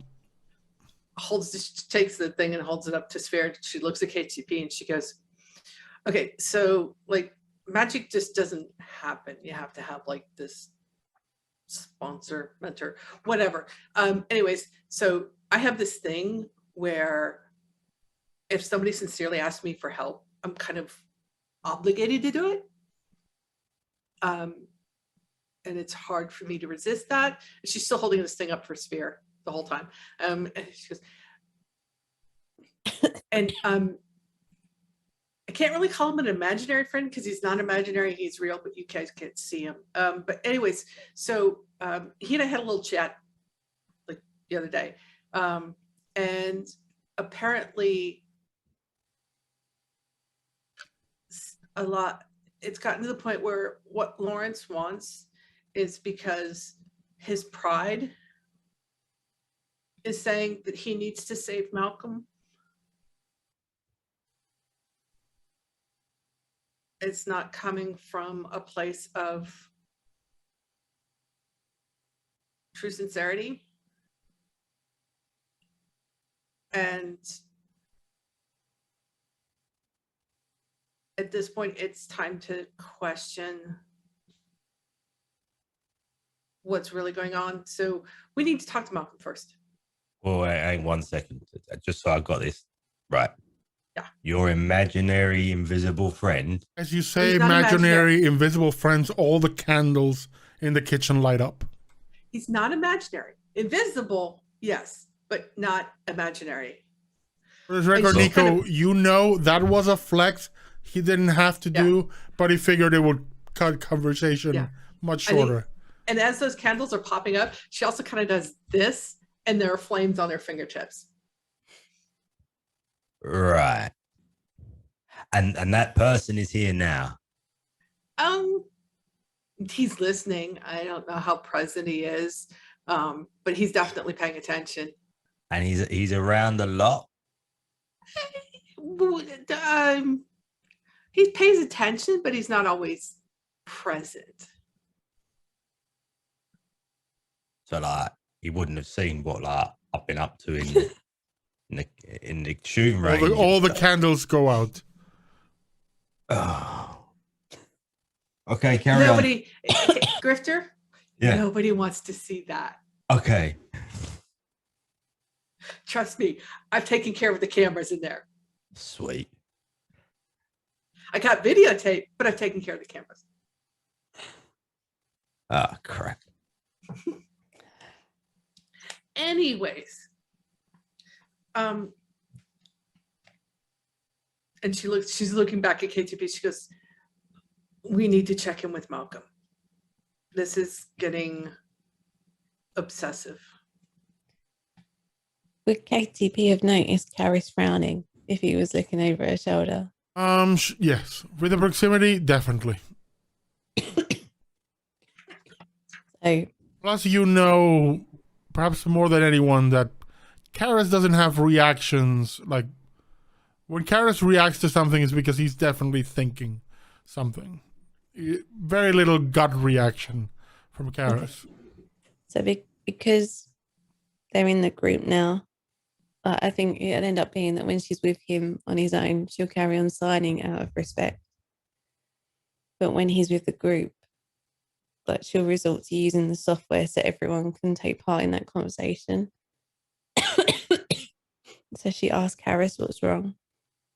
He uses these haptic gloves that you kind of designed for him that do translate sign language into both audio and text, so he could be an effective member of your team, you know, with everyone having differing levels of signing ability.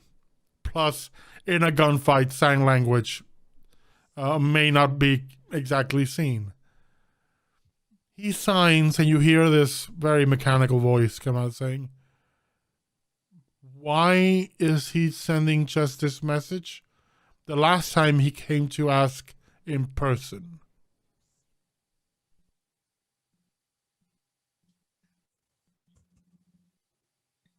Because I don't like this. There's something off.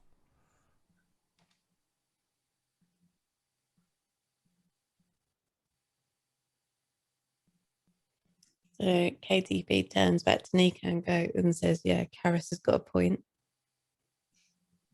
Why send us a message about something this urgent? That's what we need to check with Malcolm. But I thought Malcolm was unconscious.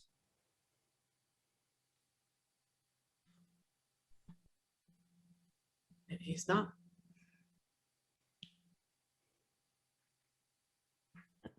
Again, to Can't you ask the Nico, spirit invisible dude to? It doesn't work that way, Grifter. Oh.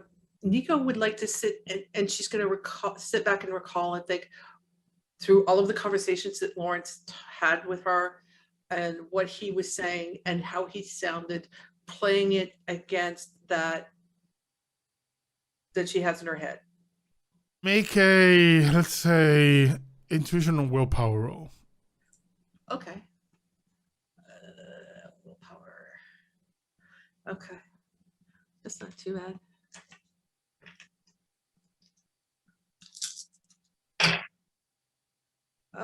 Yeah, that's 3 hits. You remember the last conversation you had with him. You remember his medical file. You remember, you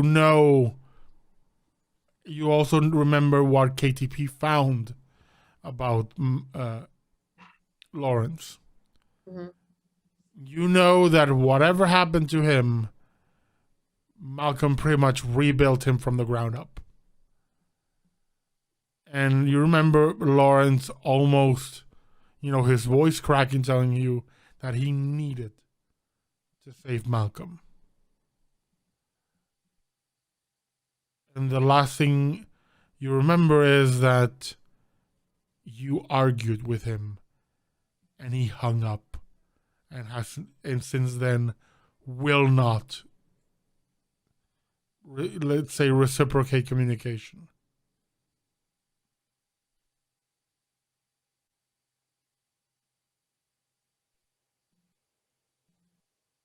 KTP, can you track Lawrence?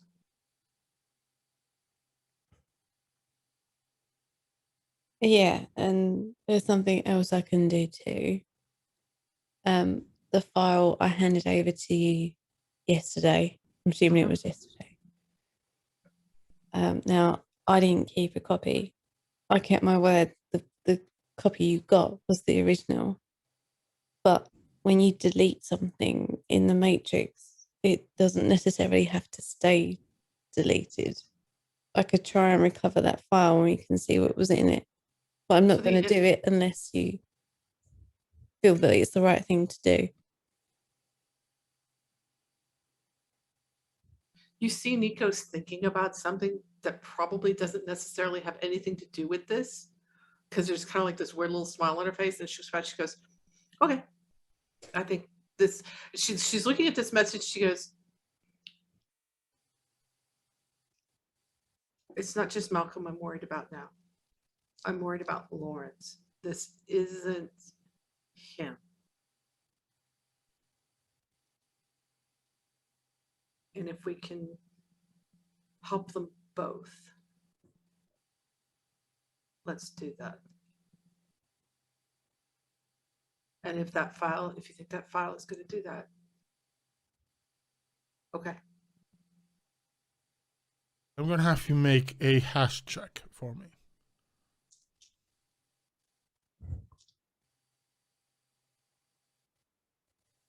Difficulty of this, because it was deleted, but it was deleted in your system. I'm going to give you 2 edge for it.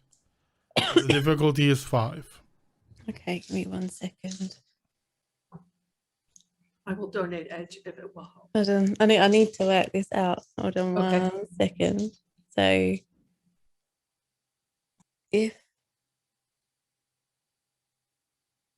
okay. So I've got 2 edge from Kevin.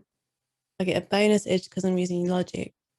So I'll use one of my edges. So that gives me a 4. So we can do the exploding 6. You add your edge to your edge score to the pool. Add 4. Add 4. And then keep doing. Exploding It's 6s, isn't it? Keep rolling 6s. Oh, here we go. Fingers Wish me luck. crossed.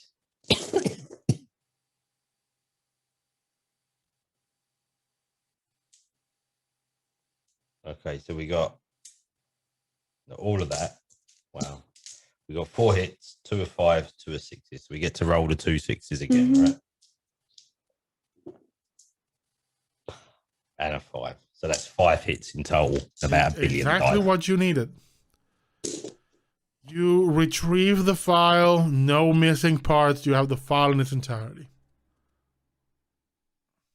Now the question is, do you open it? She sends it over to Nico.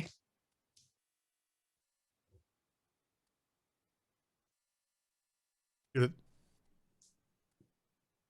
You're on mute, Kat. She's looking at it, she's like, so my reading's getting better, but not that good. You're gonna have to read it.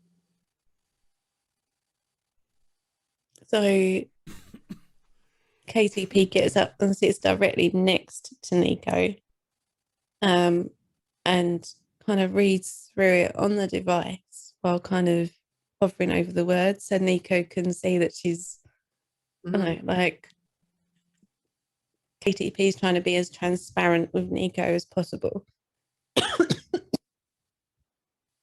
So the contents of the file says Trent Rockwell. You see the next is a family portrait. Old school family portrait. Like Lord of the Manor family portrait. Business magnate family portrait. And you see Malcolm looking very young. By his side, a redheaded woman in a stunning dress and 2 young children. There are lines with like just little lines with a legend, like telling you their names. They are Trent Rockwell, his wife Marina Rockwell, and their sons Terry and Tara. Sorry, what were those names? Marina Rockwell is the wife, and the kids are Terry and Tara.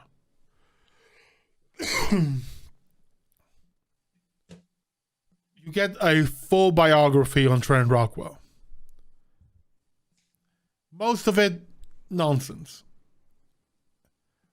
The juicy bits are, as a business person, as an executive, Trent Rockwell was a shark in the worst possible ways, he was ruthless. He dismantled opposition, ruined their lives, faked shit to land them in criminal cases. He was a corporate nightmare. His wife, on the other hand, was a saint. And she had a foundation that helped people with lesser means have access to quality bioware and cyberware. She dies from cancer. And at that point, Trent Rockwell becomes a completely different person. He lets go of most of his business ventures, keeps just a couple of corporations that were, in his family, and dedicates his life to actually running his wife's charity. In her name, pretty much a change, essentially like a change from before and after, completely different people. A scandal comes out that money from the foundation is being filtered out to other. Basically, people are stealing from the foundation, and it is linked to him.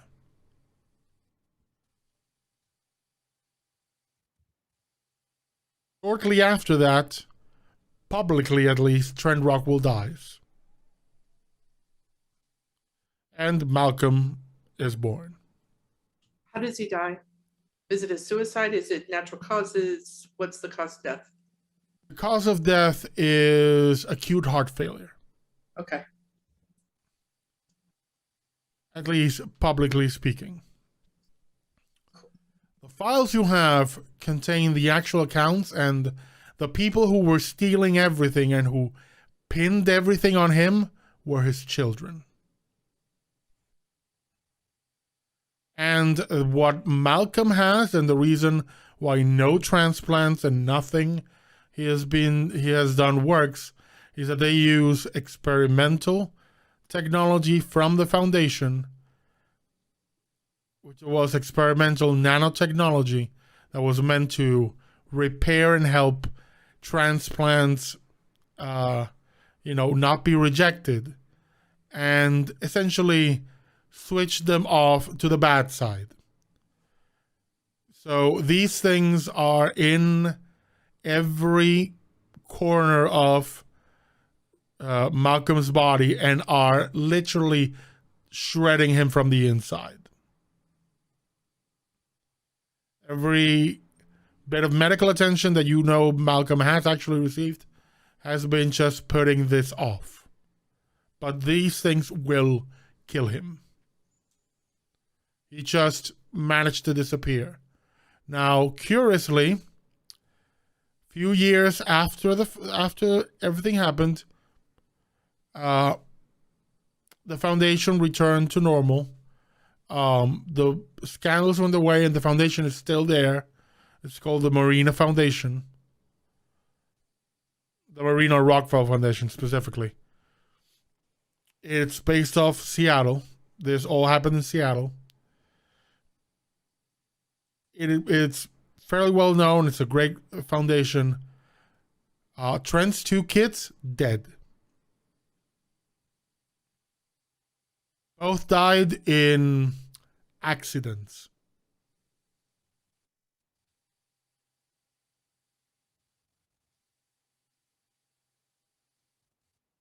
And as far as Malcolm is concerned, there is nothing on the file about him. Everything is just Trent Rockwell. You have his cause of death there. I say Malcolm was born because you know that. You know that at the point that Trent officially died, Malcolm appeared. How long ago was this? That Trent died. And died about 15 years ago. 15 to 20. It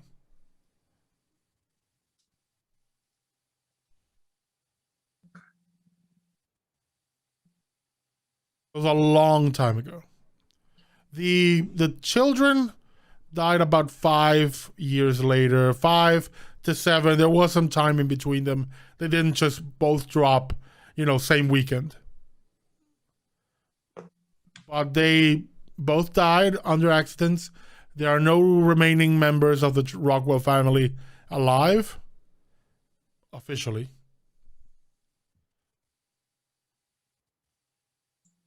And that is the information you have.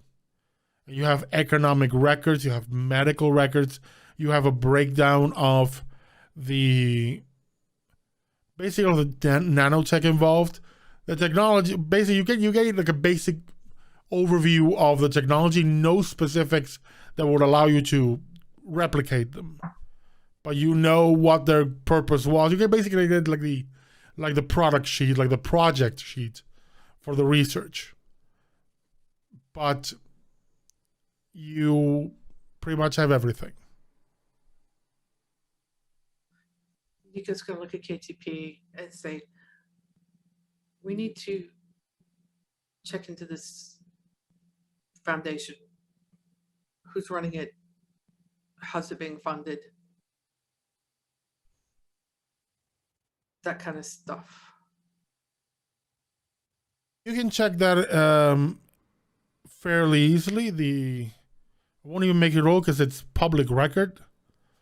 The person running the foundation is pretty much like a council of trustees. It's no longer run by a single person. They figured it was better this way. Though one of the members is a man called Paul Burton, who is Marina's brother, because she was Marina Burton. So her brother Paul is one of the trustees of the foundation. The other people are just, doctors and prominent figures in the health industry, but people who are well known for the charitable efforts and their views into technology and making it accessible to people.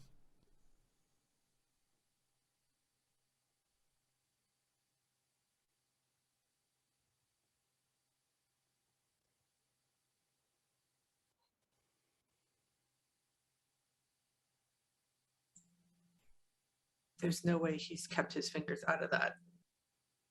That might be a way to get to it.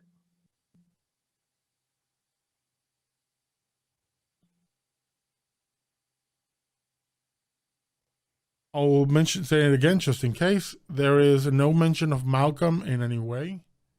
In any even public record, you check the foundation. Nothing, there's no Malcolm mentioned. And all the people in the board of trustees are people you can find through public record. And their social medias and everything, these are real people.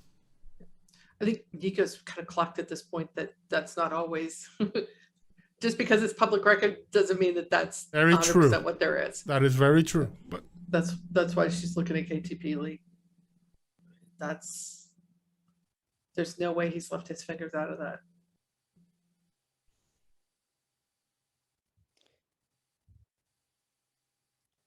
Right, this is this is a long shot, but KTP remembers that the file that she found on Lawrence previously mentioned Lawrence's excuse me, association with a man named Thierry. And she realizes that Trent's son was called Terry, but the name is, it's coincidental that the names. I would say, I would only say, well, sure, I'd go down this rabbit hole, everyone. Sure, I won't stop you. Sure, there is a similitude. She's just gonna check the images against each other to see if there's any way that these two people can be the same. Well, Terry, and from the picture that you see on the family portrait and even photos of adult, it was a young man, Caucasian, brown hair slicked back. He had his father's look, and most photos of him show him very much like a stern individual.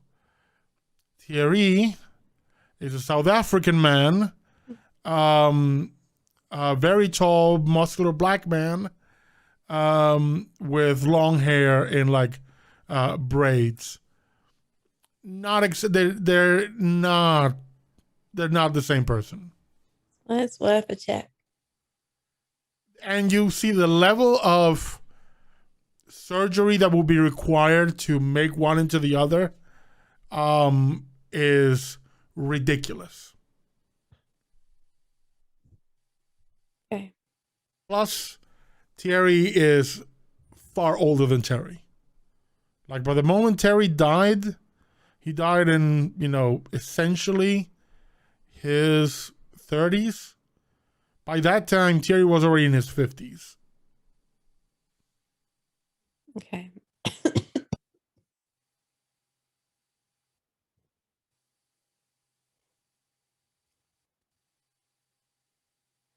So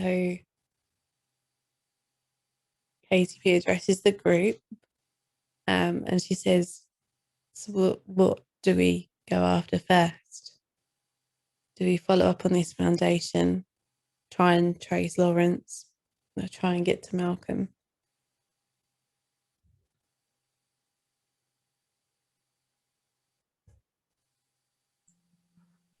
Lawrence has been hiding his tracks for a long time with Malcolm.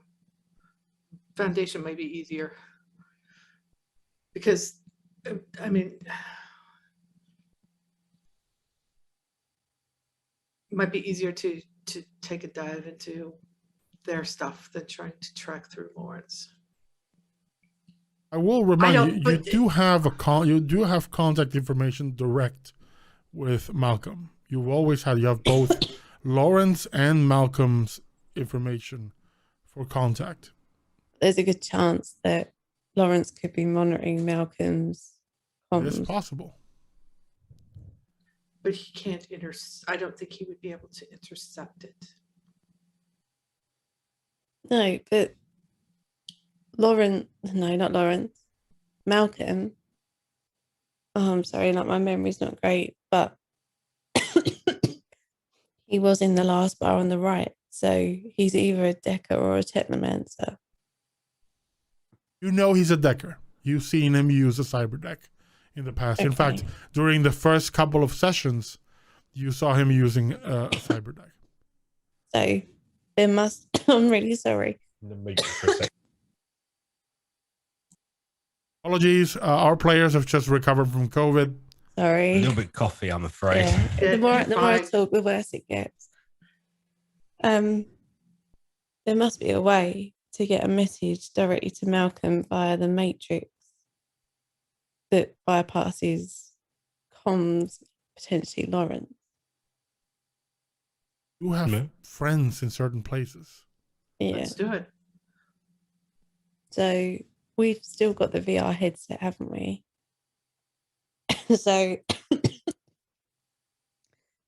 KTP goes and gets it and gives it to Nico. She wants Nico to come with her, again, in the name of transparency, and so Nico can get the information firsthand. Okay.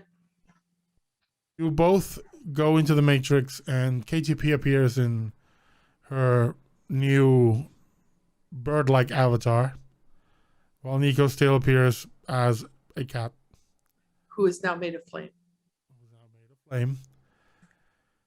And you appear in your home server, and you see Pixelsworth there going, Madam, may I be of service? Well, we haven't spoken to Pixelsworth for a while, so I guess KTP's just like, oh, how's it going? Like, what's happening? How are you doing? Very well, miss. I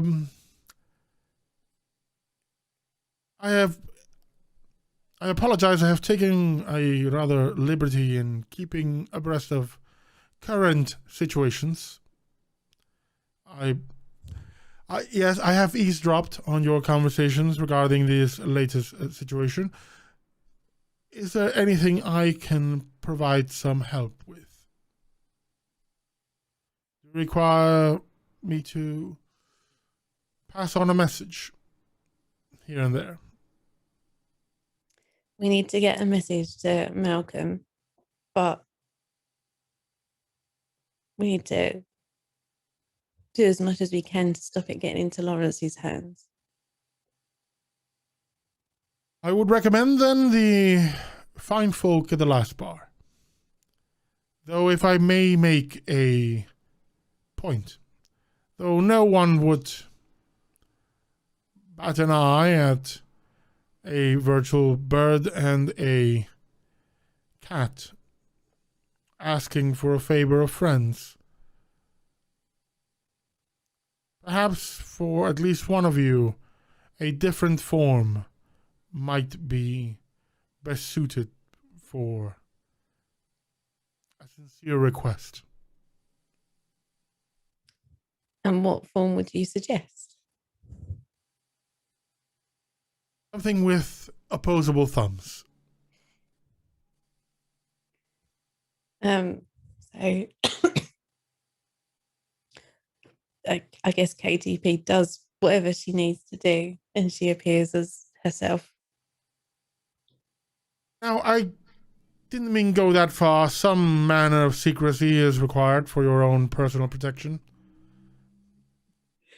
Okay, so then she clicks her fingers again, and she's, I guess, a very generic human avatar. Everything is average. Oh my God, she's a sim. Faces where you can see in his face that you're not getting it. And he's like, the bird will be fine, miss. The bird will be fine. So she clicks her fingers again and turns back into the bird. Can Nico change her appearance that way, Yeah. or is that Yeah, it's just okay? It's just controls. You can fine tune it. So Nico becomes a spider monkey, and then she holds up her hand. Holds up the Big, hands. there is a digital sigh.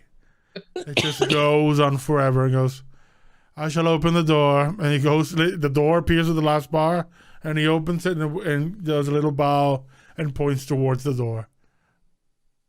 As the KTP turns to Pixelsworth and goes, you got to be due a break at some point, right?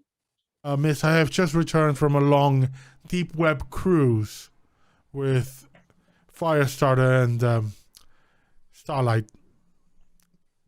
And The she goes, cruise was delightful, being a third wheel was not.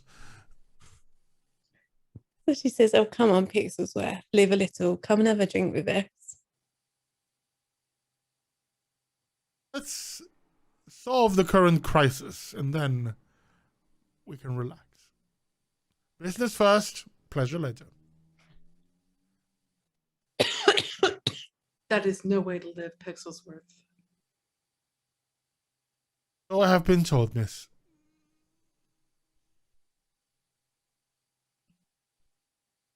As then KTP sort of turns to Nico and nudges her and goes, we'll get him drunk later.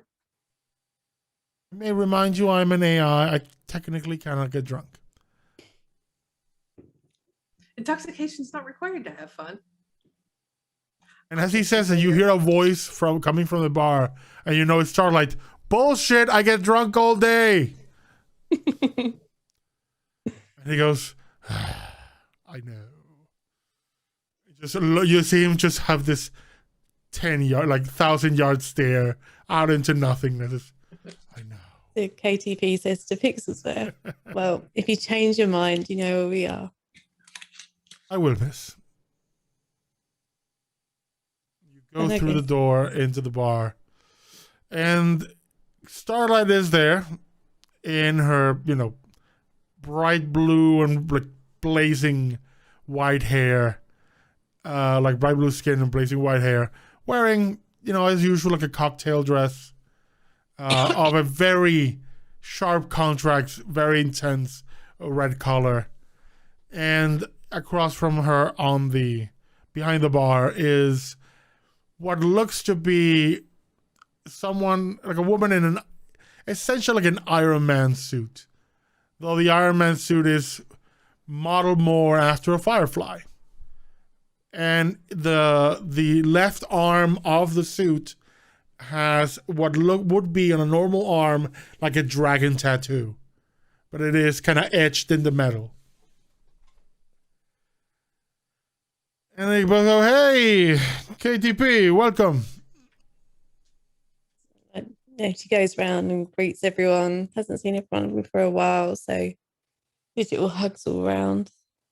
This bird hugs. Yeah. Reminds you of a serious peacemaker. Birdie hugs and monkey hugs for everybody. And then Nico becomes a cat again, made of flame. Yeah, that looks better. So, what's up? Is there anything we can help you with? So sorry, remind me who's there at the moment. Starlight. It's just Starlight and Firefly, Luciérnaga, which is Mixer's wife. Yeah. So Mix is not there at the moment. Mix is not there at the moment. Nor is Firestarter, nor any other patron of the bar. Okay, so KTP asked. Something of let's call this like a girls' day. KTP asked where everyone else is. What did you say? She asked where everyone else is. Well, so it goes. Firestarter and I just returned from a trip. He's asleep in what, as he calls it, meat space. And Mixer is running some errands for his mother. So he's not around. But I mean, I think we are powerful enough to be of help. And they both look square up in like a hero pose. Which is, the illusion is kind of broken because Starlight is sitting, she turns, does it, but still has a martini in one hand. And does not let it go. So KTP says, okay, like, you ladies are more than capable, but first we need drinks. So get drinks, sit down, talk about the cruise, early gossip, Now here's where it gets curious. I'm going to ask one question. KTP, you have no choice. You are in Hot Sim VR. Is Nico in hot or cold VR? The difference is hot VR is full sensory perception. You touch, you feel a touch, you taste things. Everything is real to your brain. Cold, you are like a person with an Oculus on your head. You can see, but there is no sensory feedback. The second. No sensory feedback. Yeah, no sensory feedback. I don't think Nico can let go of reality. Yeah. I mean, she's aware because she's the astral thing. So I think for her, she's actually more comfortable without the sensory input. KTP, you have a drink, and if it's alcoholic, you feel the taste, and the data is telling your brain that this has an alcohol content. So you are in a situation of mind over matter where you can get blasted drunk without actually imbibing anything in the real world. I think although she's happy to sort of have a drink with friends she hasn't seen in a while, I think she's also aware that pressing time. yeah, that she doesn't want to kind of get completely, Carried away. yeah, because this is only like the first stop, if you know what I mean. There's other stuff that's going to need to be done today. They do share drinks and they say, yeah, it's been a while since we've all been gathered. I think the last time was when we stormed Flashfire's little castle. So this is like I tell cue the you, reminiscing. stories came out of that place. Legends were the legend of KTP was born that day. Something about heads popping and such. Oh, so she says, "Oh God, I'm never going to live that down, am I?" Couldn't. It's, I mean, for our different lines of work, that's a good rep. Well, we certainly couldn't have done it without you guys. Yeah, so we're trying to find this Decker. Sure. What do you need? Malcolm?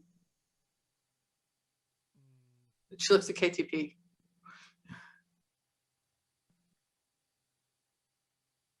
You see Luciana just like put like a little plate on the bar. The plate has some buttons, and she plays with the buttons, and faces of avatars begin to cycle, and eventually cycles onto the Billy doll from Saw. And actually stops there, and he goes, "This one." That one. Figured as much. Yeah, this is an old buddy of Mixer. I mean, I can. What says is mine. I can go into his address book. He has his channels, direct channels. I can send a message if you need me to. And then KTP says, like, the thing is, we need to make sure that someone else doesn't intercept Trust this me. message. This is as secure as it gets. These are emergency lines, basically.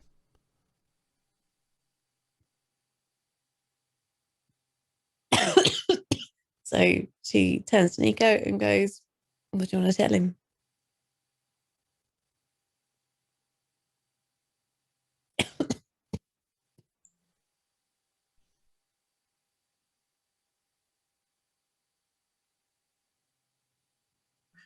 I think Nico just kind of.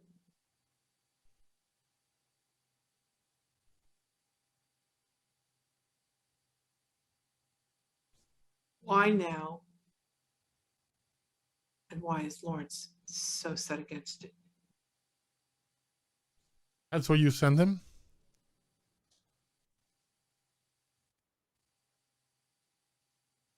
Why now, and why is Lawrence so dead set against it? That's Nico's question. Okay. I thought that was the message. Sorry. Yeah, no, that's what Nico says to KTP. That's the message that's what Nico's questions are. To let KTP phrase that, send them whatever message. But that's what Nico would suggest.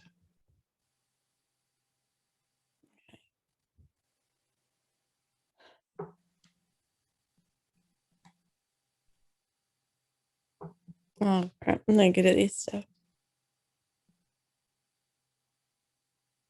What else do you want to know, KTP? Whether he's safe, whether he needs us. Okay.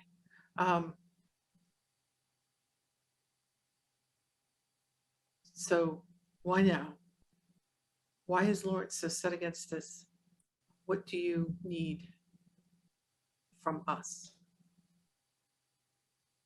Got the message?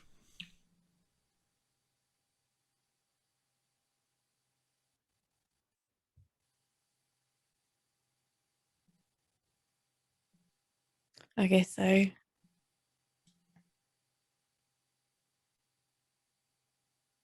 Then I takes down the message and sends it. Immediately. Can hear you. He sends the message. She sends the message. Immediately there's a response. Immediately. And of course, Luciana added the note in the message to know that it was you asking. So it wasn't just a random, hey, what do you need from us from Mixer? The message comes to Lucianaga and to the two of you. Well, to KTP. It says, I'll be in touch.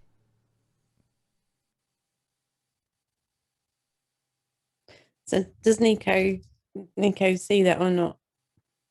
The message appears just like an holographic display. Lucianaga shares this. He says he'll be in touch.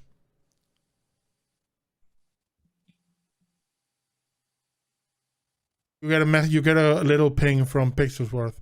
The door says, Miss, we seem to have a guest knocking at the door, virtually speaking. Can you see who it is? Seems to be a rather curious little doll on a tricycle. It's rather off-putting, if I'm perfectly honest. Okay. So she turns to the girls, kind of thanks them for all their help, says that they need to have a proper catch-up soon. And she wants to hear all the gossip about the cruise. Hugs, kisses all round, I guess. And then they go to Pixelsworth. There's a look that Starlight gives you that you can read as scandalous. That the gossip is juicy. So KTP says to Starlight, I wouldn't expect anything less, and gives her a wink. Very strange, this bird winking. Do you return to your home? So the doll is virtually knocking at the door, right? Basically, So, you know full well that if Malcolm wanted, he could brute force his way in. He is politely knocking at your door. so like really early on in the game, like I'm talking like when we started, I think like the first place that that KTP met Malcolm was in like a virtual Victorian tea shop. So she's gonna recreate that and then invite Malcolm in.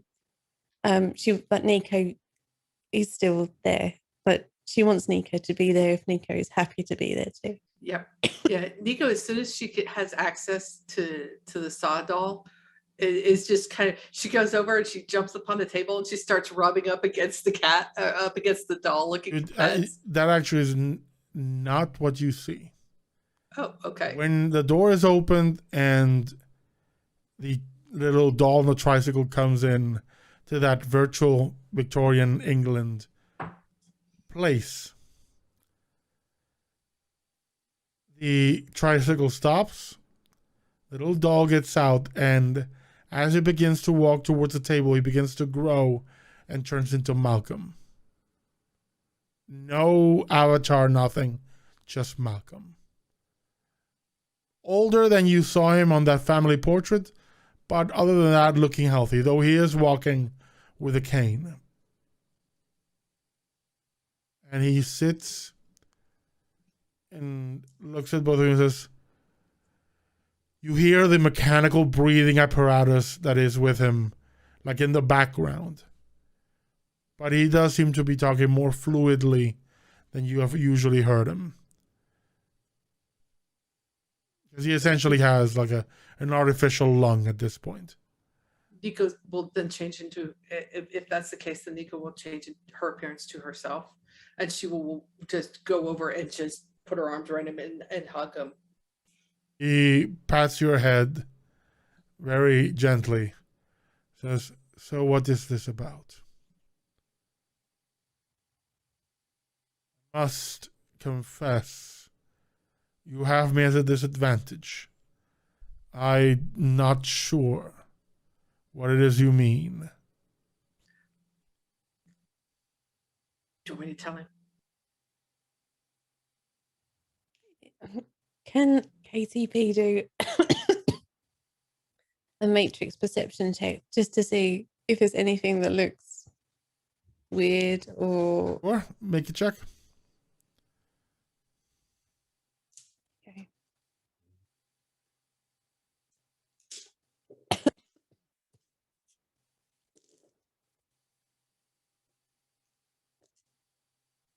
Three. Everything you're reading in terms of IP or where it's coming from, it's of course masked. Malcolm does like to keep his privacy, but the avatar in front of you has no loaded programs, has no, from what you can gather, no defensive capabilities. This is him coming to the table unarmed, which, from people in your line of work, this is basically the ultimate show of trust. So she said that KTP says to Nico, we're as safe as we can be right now. Okay. So here's the thing, Malcolm. And she will lay it out for him. She doesn't hold anything back. She gives him every detail, and as condensed a version as you can. And right up from the first time Lawrence contacted them until the last message from Lawrence. And she's like, I think he loves you. I'm sure he loves you. He can't let go. He owes you. But it's not coming from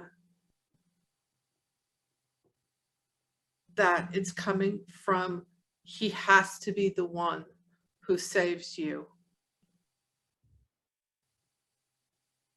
See, he sighs.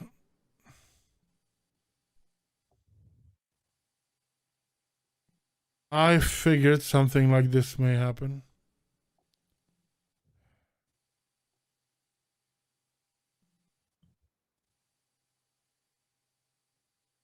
Moment, please.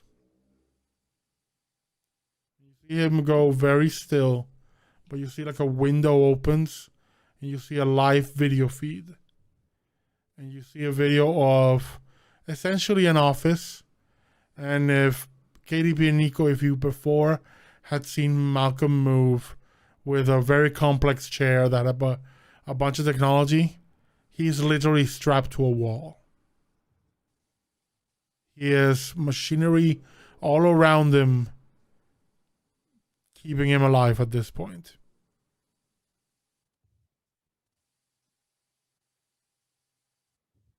And his voice is very weak in the video, but there is like a microphone that helps him come out. It's very hoarse. It says, Lawrence, please come in. Lawrence comes in and you see Lawrence looking like nothing's wrong.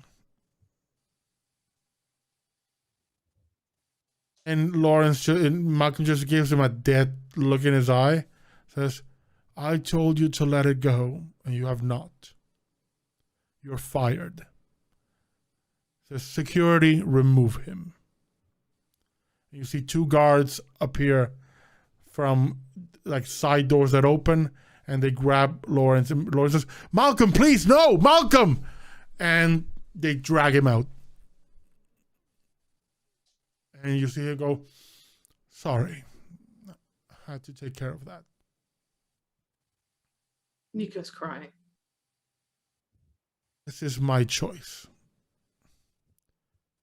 How I go is my choice. I am delaying the inevitable because I want to do as much as I can with the time I have.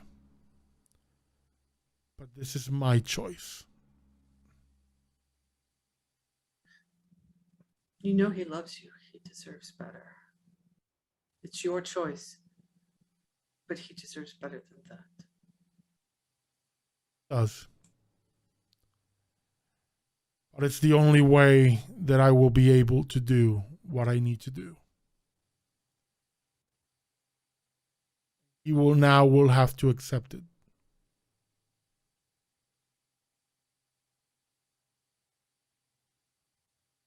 You all seem to have this notion that I deserve to continue on living. I don't.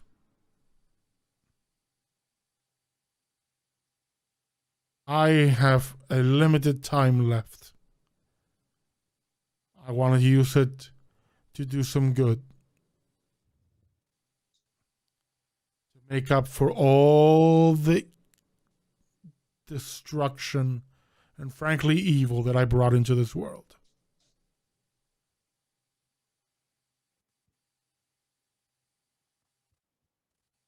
But I don't deserve to continue existing here.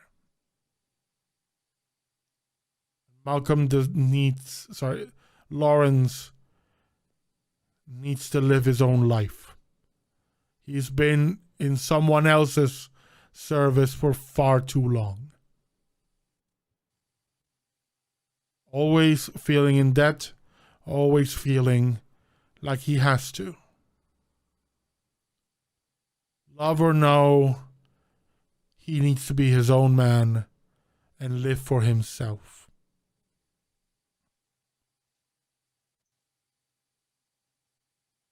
If I have to take that choice away from him so that I can make my own choice and not have any of you derail it, then so be it.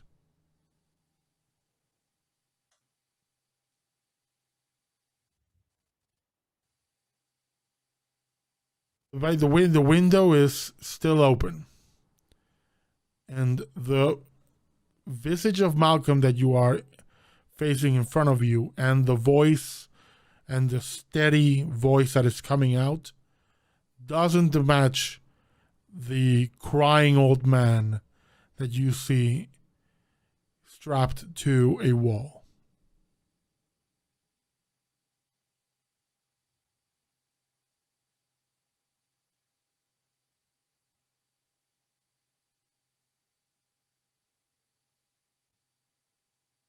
The words match up. You are hearing him talk. But this you have in the VR, definitely a mask.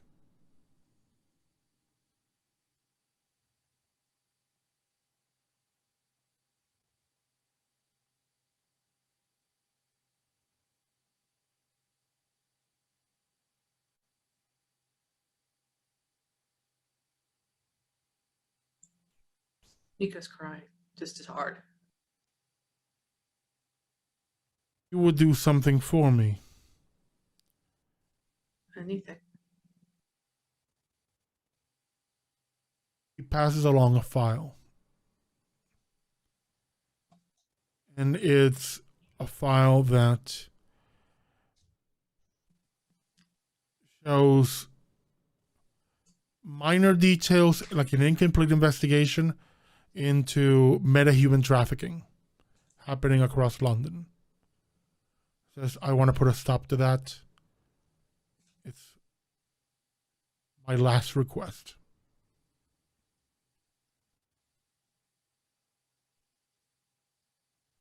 Want one last thing.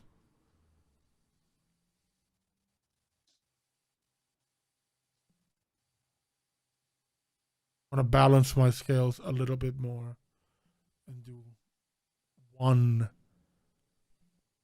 last good thing to make up for all the bad I've done.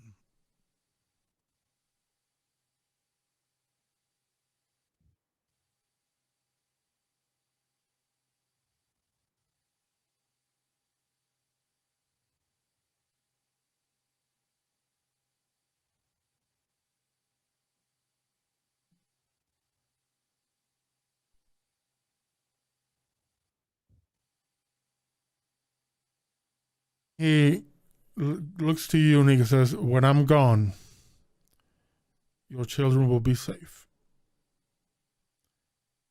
I've left everything so they are taken care of until they're 18 years of age. and are in a position to make their own choices.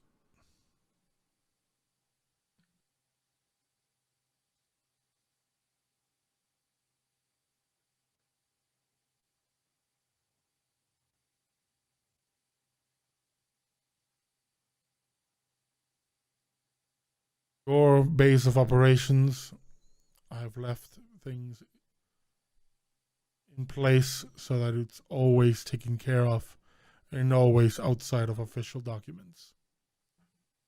No one will ever find you there. Unless you give it up.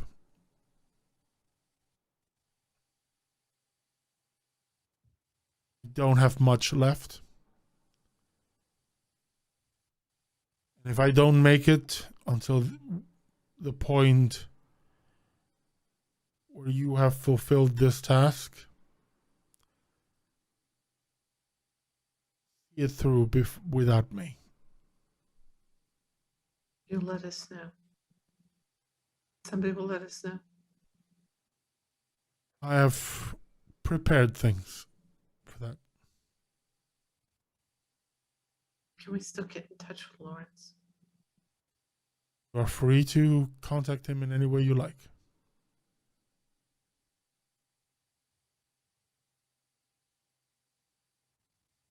He will need you. All of you. Once I'm gone. Even if he doesn't know it yet.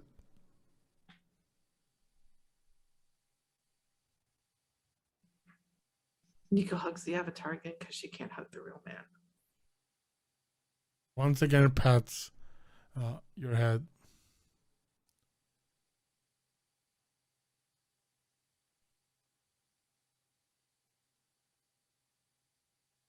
I have things to take care of.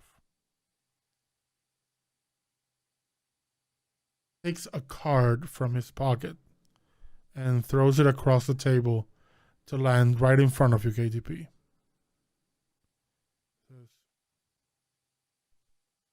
Those are answers. Those are why I'm doing what I'm doing. Why I have to go out the way I am. I will leave it to you to watch that, read that, as you wish. I only ask, don't judge me too harshly. Or do so. I deserve it. And he stands up, walks towards the little tricycle, and along the way becomes the little avatar again. And in that muffled saw-like voice goes, "It's been fun to play this game." And tricycles out through the door.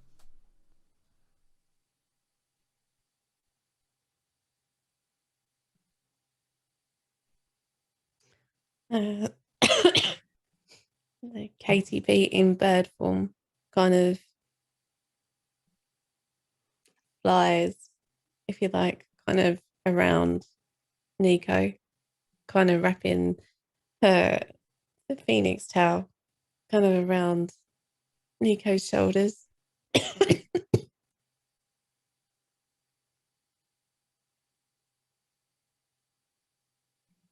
Nico just kind of tucks her head in and holds the phoenix as best she can. And I think because she's not fully in this, she's VCR or VR. If Grifter's still in the room and Sphere and Karis, they're seeing Nico sitting there, just tears coming from underneath the head set that she's wearing. In the VR, because you don't have sensory perception, it is very clear that someone takes your hand in theirs. Someone's gripping your hand. She squeezes back.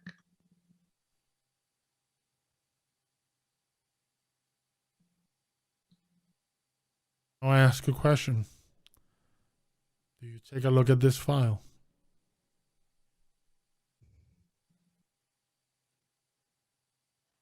I think that we do, but I think right now it's more important to to make sure that Nico's okay, because regardless of what's in that file, Malcolm has still made the decisions that he's made.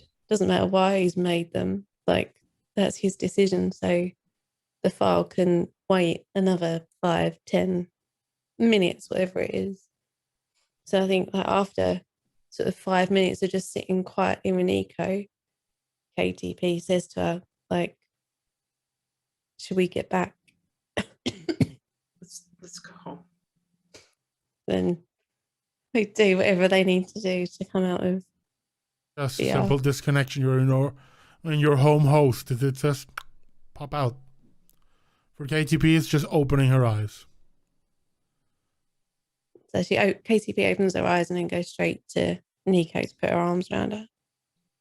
Nico, you take the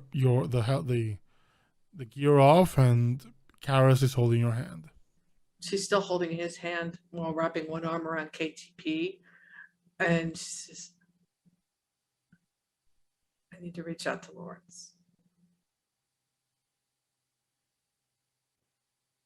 So KTP sort of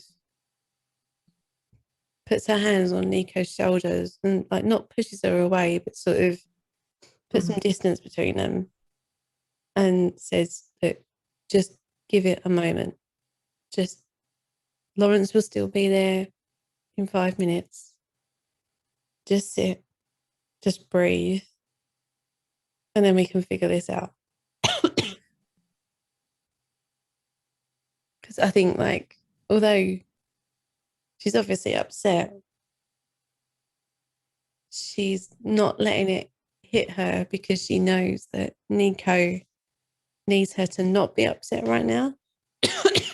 And she's kind of like, in her head, it makes more sense to check Malcolm's file before they go to Lawrence so they can measure their response to Lawrence appropriately.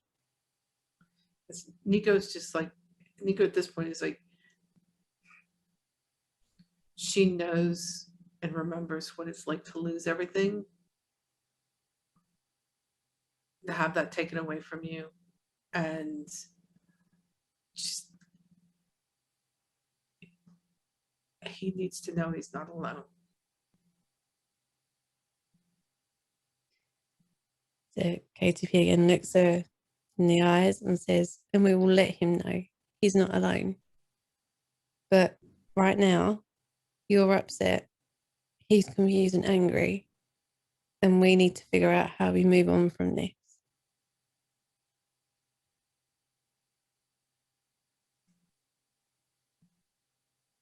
Two hours. Fine. Okay.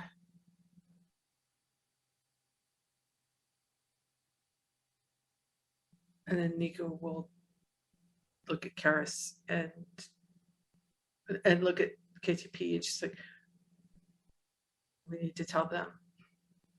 Because she's pretty sure that they have no clue as to what just happened. Oh yeah, Grifter and Sphere are like, what? Yeah. So I mean, though, fair, to be perfectly clear, Sphere has basically no context on any of this. So while kind of Karis is comforting Nico, KTP will tell the others about what has gone down in the Matrix. And finishing at the end with the card that Malcolm gave to her.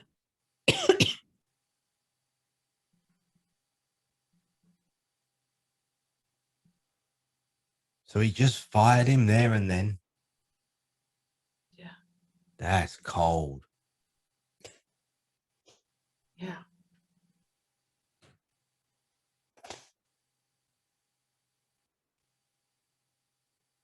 Before we react to any of this, let's have a look at this card, find out what's been going on with Malcolm. There could be reasons why he's behaved like this, why You told Lawrence to go.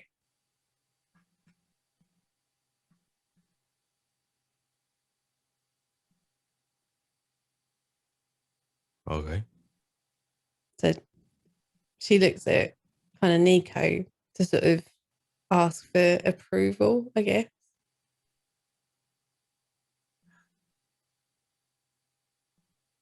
Yeah, let's look at the file.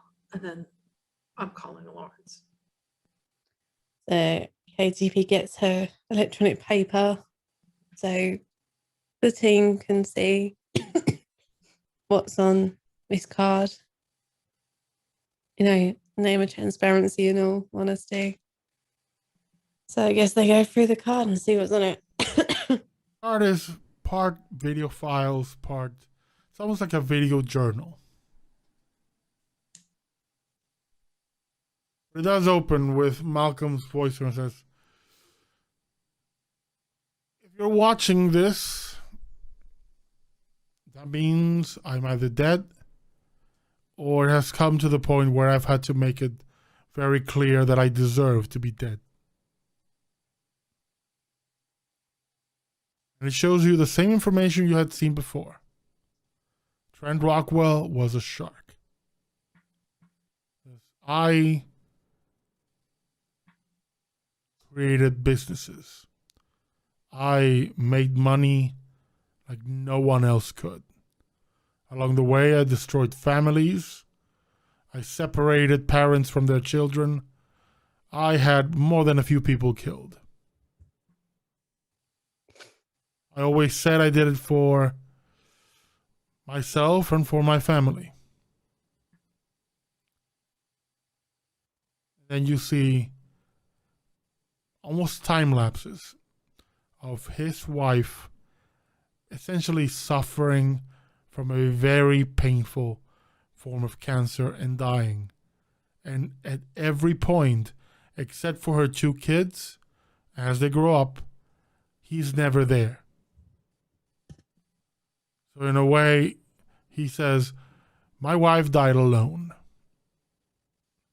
I was never there for her. I try to make it up to her after she passed by doing what she thought was worth it. And after she was gone, I lost the taste for it all. All that I had done, all that I had tried, just wasn't worth it anymore.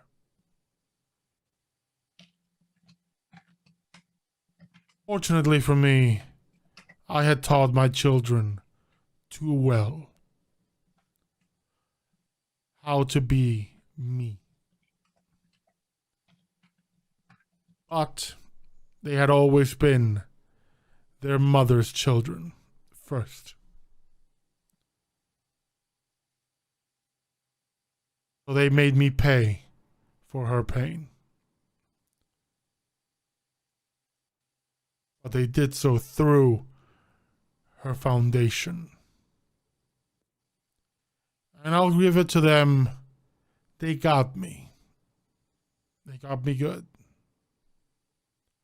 If not for certain friends in certain places, I would be dead right now. Eventually I will be. But there is one thing I couldn't forget or forgive. They had not only used the foundation to come against me, they had also used it to line their pockets. The scandals were true. I took the blame, but they benefited and were continuing to do so. I would not allow that. And you see footage of, this is like over the shoulder camera, almost like a body cam of Terry on the ground, Malcolm in a wheelchair, and a guy putting 2 bullets in his head. And you see another footage of Tara in her car and a display appearing with Malcolm's face as every control on the car is taken from her and the car is wrapped around a tree.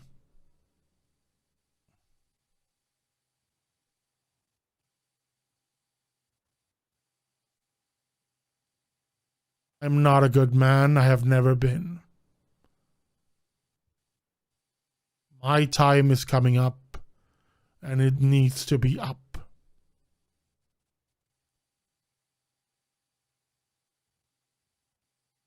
Lived too long now. The only time that was given to me, I want to use to fill the world with a little bit of that goodness that Marina had. That goodness that I so easily let go.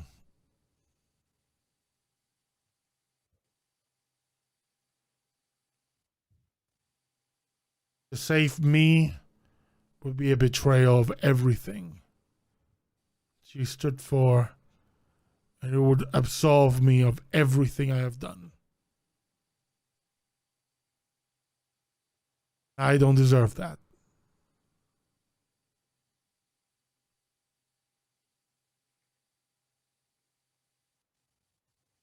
I hope you understand and you will let me die.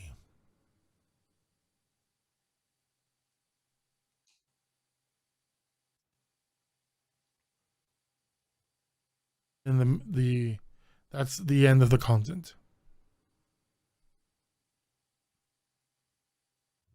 Very, very clear. Yes. Malcolm took out his kids.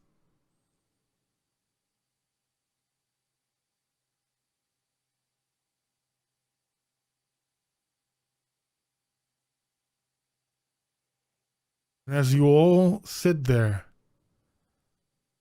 having had a conversation with a man, which may well be your last conversation with him, and as you sit there contemplating these truths that you had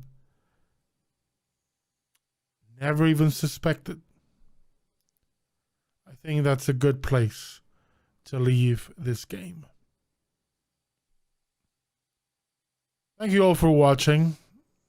Thank you for joining us for episode 9, The Great British Standoff. For tonight's endeavor, everyone gets 10 karma.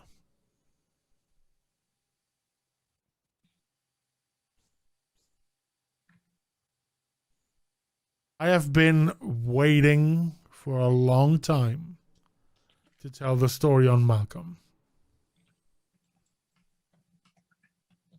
It's just waiting for the time when you would ask the question.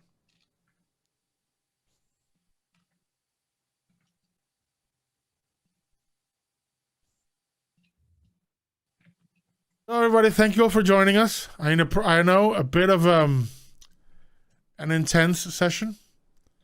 I could see Nico Cat self-medicating.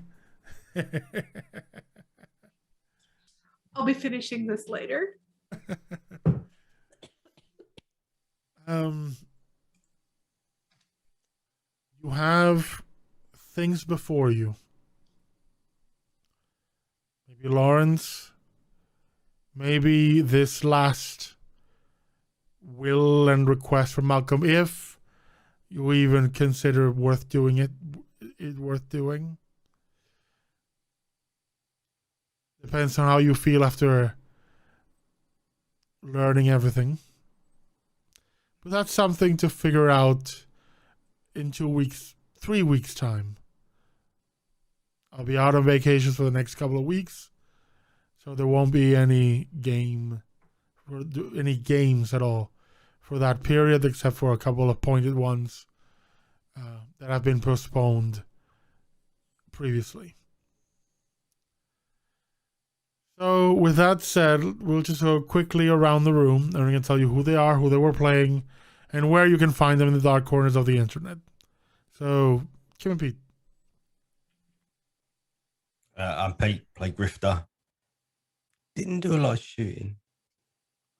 You'll soon have a chance to shoot a ghost. But that looks like it Oh, might that be a hasn't thing. come up yet in discussion. No, but I'm hopeful. And you will find me nowhere except here on the internet. He's the ghost in the machine. Ghost of Mysterious, Essex right? Past.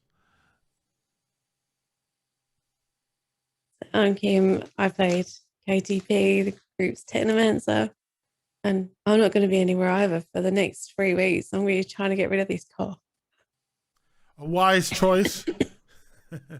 And last but not least, Kat. I'm Kat. I'm a cleric of Cord. Nico, who survived and is emotionally raw. She feels like somebody's just kind of taken a grater to her. You're welcome. It's been a rough couple of days for her.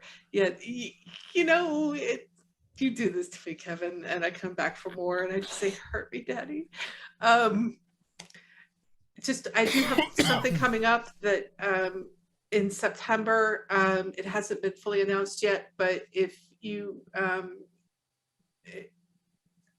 looking for something to watch on Wednesday, well, it'll be evenings for y'all. It'll start late. It'll be 11 p.m. UK time, but 3 p.m. Pacific.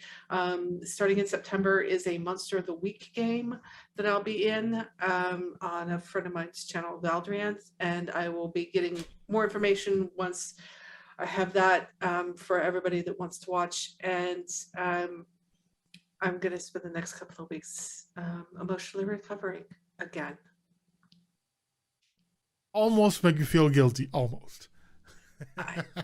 You know, it's cathartic in a lot of ways. So, I mean, this is my chosen form of therapy because it's cheaper than actually getting a therapist.